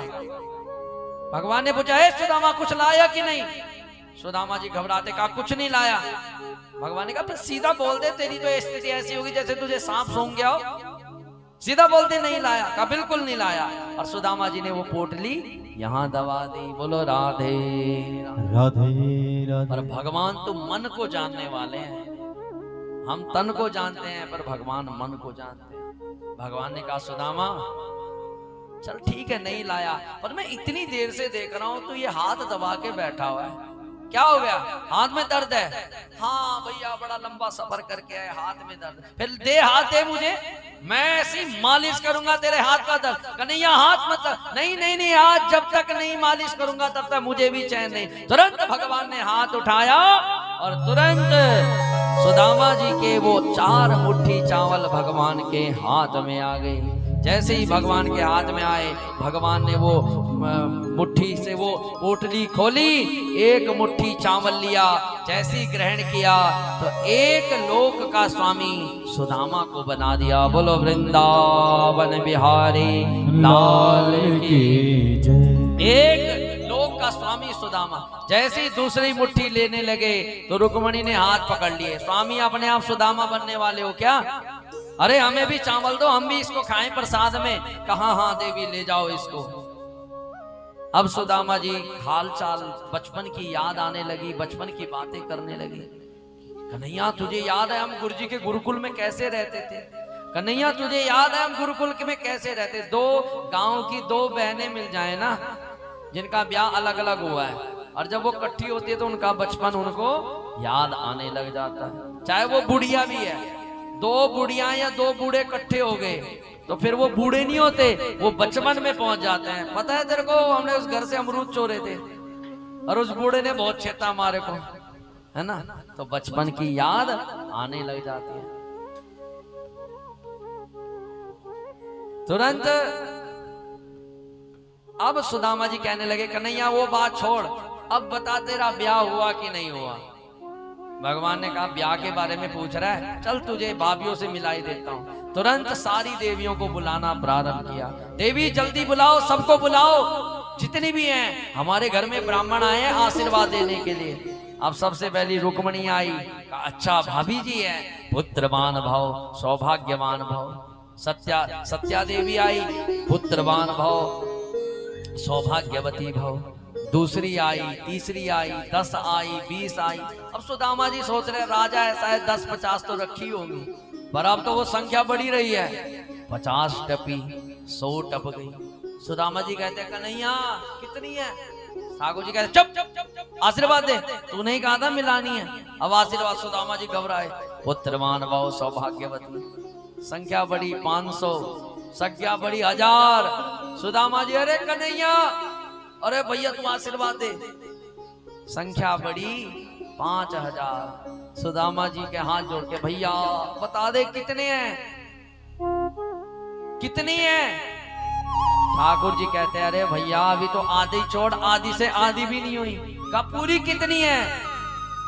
कहा ठाकुर जी कहने लगे सुदामा भैया पूरी तो 16108 है। आशीर्वाद दे के जाइए, तूने बुलाया है, आशीर्वाद दे। अब सुदामा जी फिर घबराने। पहले तक तो कह रहे थे सौभाग्यवती भव, पुत्रवान भव। अब आशीर्वाद देते देते मुंह का थूक भी सूख गया। अब कितने को आशीर्वाद दे, एक होती तो बात भी है। अब जब आशीर्वाद देते देते देते, पहले तो कह रहे थे सौभाग्यवती भव, पुत्रवान, अब तो सिर्फ भव भव भव भव चल रहा है। भव भव भव भव भव निकल। अब टपी जब 12000 तो अब तो चरणों में गिर गए। ठाकुर जी कहने लगे बेटा किसी के घर में जाके ये नहीं पूछना चाहे भाभी जी कैसी हैं, भाभी जी कहाँ हैं। अबे अपने से मतलब रख, भगवान बताना चाह रहे हैं। अरे उनसे मतलब रखो, काय को घरवाली से मतलब रख रहे हो। सुदामा जी ने कहा अब कैसे क्या करूं? कहा आशीर्वाद तो देना पड़ेगा। पर सुदामा जी ने कहा एक काम कर, ये है तेरी घरवालियां और तू है इनका पति, तू ये है तेरी अर्धांगिनी और तू इनका अर्धांग, ले मैं तुझे ही आशीर्वाद दे देता हूँ, सबको आशीर्वाद मिल जाएगा। ठाकुर जी ने कहा ये बात ठीक है। तुरंत सुदामा जी ने हाथ धरा ठाकुर जी के मस्तक पर और कहा सौभाग्यवती भव। सब देवियों को आशीर्वाद मिल गया। बोला वृंदावन बिहारी लाल की जय। अब सुदामा जी को लगा कि अब चलना चाहिए, पर फिर दिमाग में बात बैठ गई कि जाऊंगा तो सुशीला इंतजार में होगी कि क्या पता स्वामी कुछ लाए होंगे, क्या पता कुछ बढ़िया माल पकवान होगा, ठाकुर जी ने कुछ वस्त्र भेजे होंगे। अब ये तो कुछ देने वाला नहीं, ये तो कुछ देने का नाम भी नहीं ले रहा। तो तुरंत ठाकुर जी को बुलाया सुदामा जी ने, और सुदामा जी कहने लगे कन्हैया एक बात तुझसे कहनी है। सीधे नहीं बोला, दोहे के माध्यम से बोला। का क्या कहना है? का भाभी ने एक संदेश दिया है। का क्या संदेश? तुरंत बोल पड़े एक मास द्वैपाक में दो एकादशी हो, सो प्रभु दीन दयाल ने नित प्रीत दीनी मोह। जैसे ही प्रभु ने सुना कि मेरे भक्त के घर में नित्य एकादशी, तो भगवान ऐसे गंभीर बैठ गए। थोड़ी देर बैठे थे, आंखों में अश्रु आने लगे। तुरंत ठाकुर जी बोल पड़े होनी थी सो होई गई, अब ना ऐसी हो, और भाभी तेरे भवन में नित्य द्वादशी। कि भाभी अब तो जो होनी थी सो हो गई, पर अब तेरे भवन में नित्य द्वादशी होगी। द्वादशी को क्या बनता है माताओं घर में? क्या बनता है? खिचड़ी बनती है। क्या बनती है? भगवान कहते ज्यादा भी नहीं दूंगा, शाही पनीर भी नहीं दूंगा, मैं खिचड़ी जरूर दे दूंगा जिससे तुम्हारा काम चल जाए। क्योंकि ज्यादा दूंगा तो तुम्हारे को बीमारियां लग जाएंगी, पर खिचड़ी बहुत जल्दी पच जाती है। सुदामा जी निकल पड़े। अब सुदामा जी जैसे अपने नगर में आए तो जहां टूटी फूटी झोपड़ी, वहां पर तो दिव्य भवन बना हुआ है। आज सुदामा जी पूरे भवन के चारों तरफ घूम रहे हैं। समझ नहीं लग रहा है मेरी झोपड़ी कहाँ गई। पर भवन के उस महल के आगे जो सैनिक खड़े थे, उन्होंने देख लिया कि हमारे राजा आ गए, और तुरंत रानी के पास, सुशीला के पास गए। कहा देवी माँ हमारे राजा आ गए हैं। इतना कहते सुशीला आरती की थाली लेकर के पहुंच गई, सोने की थाली, सुंदर साड़ी धारण करके। और सुदामा जी की आदत थी किसी भी स्त्री के मुंह की तरफ नहीं देखते थे, चरणों की तरफ देखते थे।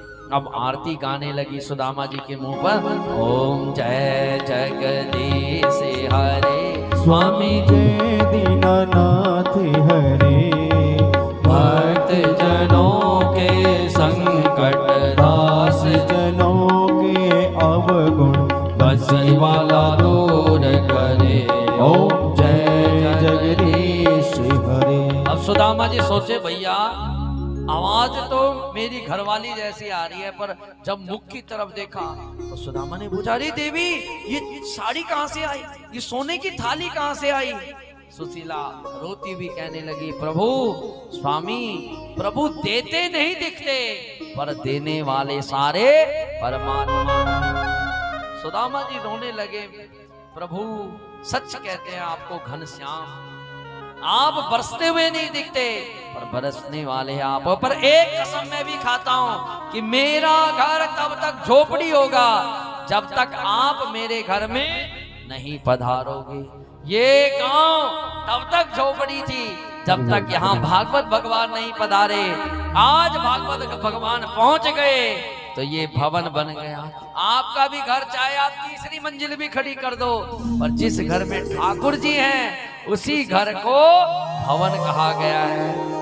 और फिर भी भक्त क्या कहते हैं कि मेरी झोपड़ी के भाग आज खुल जाएंगे, श्याम आएंगे। ओ मेरी झोपड़ी के तालियों के साथ जाएंगे, श्याम आएंगे। मेरी झोपड़ी झोपड़ी के भाग आज खुल जाएंगे, श्याम आएंगे। मेरी झोपड़ी के भाग आज खुल जाएंगे, श्याम आएंगे। श्याम आएंगे, आएंगे, श्याम आएंगे। श्याम आएंगे, आएंगे, श्याम आएंगे। मेरी झोपड़ी के भाग आज खुल जाएंगे, श्याम आएंगे। मेरी झोपड़ी के भाग आज खुल के साथ श्याम आएंगे।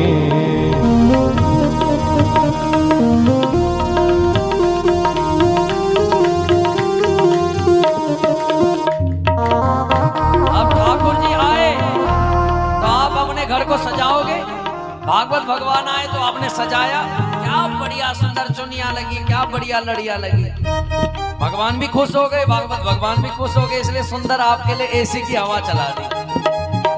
श्याम आएंगे तो अंगना सजाऊंगी। श्याम आएंगे तो अंगना सजाऊंगी। श्याम आएंगे तो अंगना सजाऊंगी।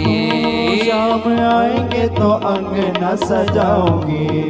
दीप जला के दिवाली मैं मनाऊंगी। दीप जला के दिवाली मैं मनाऊंगी। मेरे जन्मों के पाप सब कट जाएंगे, श्याम आएंगे। ओ मेरे जन्मों के पाप सब कट जाएंगे, श्याम आएंगे।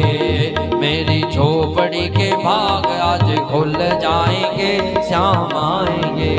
और मेरी झोपड़ी के भाग आज खुल जाएंगे, श्याम आएंगे। बहुत अच्छे, जय हो।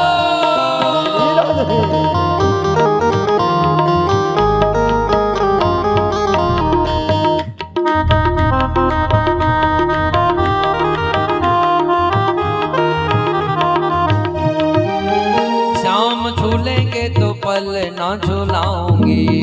श्याम झूलेंगे तो पल ना झुलाऊंगी। श्याम झूलेंगे तो पल ना झुलाऊंगी। श्याम झूलेंगे तो पल ना झुलाऊंगी। मीठे मीठे मैं तो भजन सुनाऊंगी। मीठे मीठे मैं तो भजन सुनाऊंगी।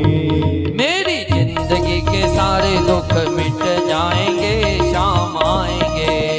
मेरी जिंदगी के सारे दुख मिट जाएंगे, श्याम आएंगे। मेरी झोपड़ी के भाग आज खुल जाएंगे, श्याम आएंगे। मेरी झोपड़ी के भाग आज खुल जाएंगे, श्याम आएंगे। बोल वृंदावन बिहारी लाल की जय। सारी खुश है माताओं की आपके गांव में भागवत कथा हुई। फिर 9 बजे काय को आती थी?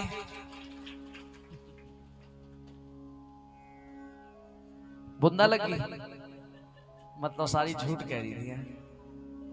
चलो ज्यादा समय ना लेते हुए कथा को विराम की तरफ बढ़ेंगे, क्योंकि इंद्र देवता का कुछ नहीं पता कब खुश होकर के रोने लग जाए।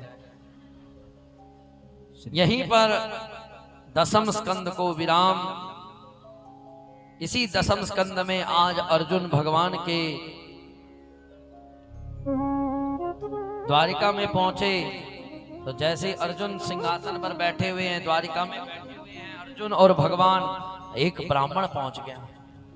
तुरंत ब्राह्मण रोने लगा, भगवान को गालियां देने लगा कि हे द्वारिकाधीश, तुम्हें भगवान किसने बनाया? भगवान ने पूछा क्यों? थोड़ा माताओं आगे आगे हो जाओ, चाहे जिसको अब इतना तो है नहीं स्पेस पर, फिर भी थोड़ा नियंत्रित रखना।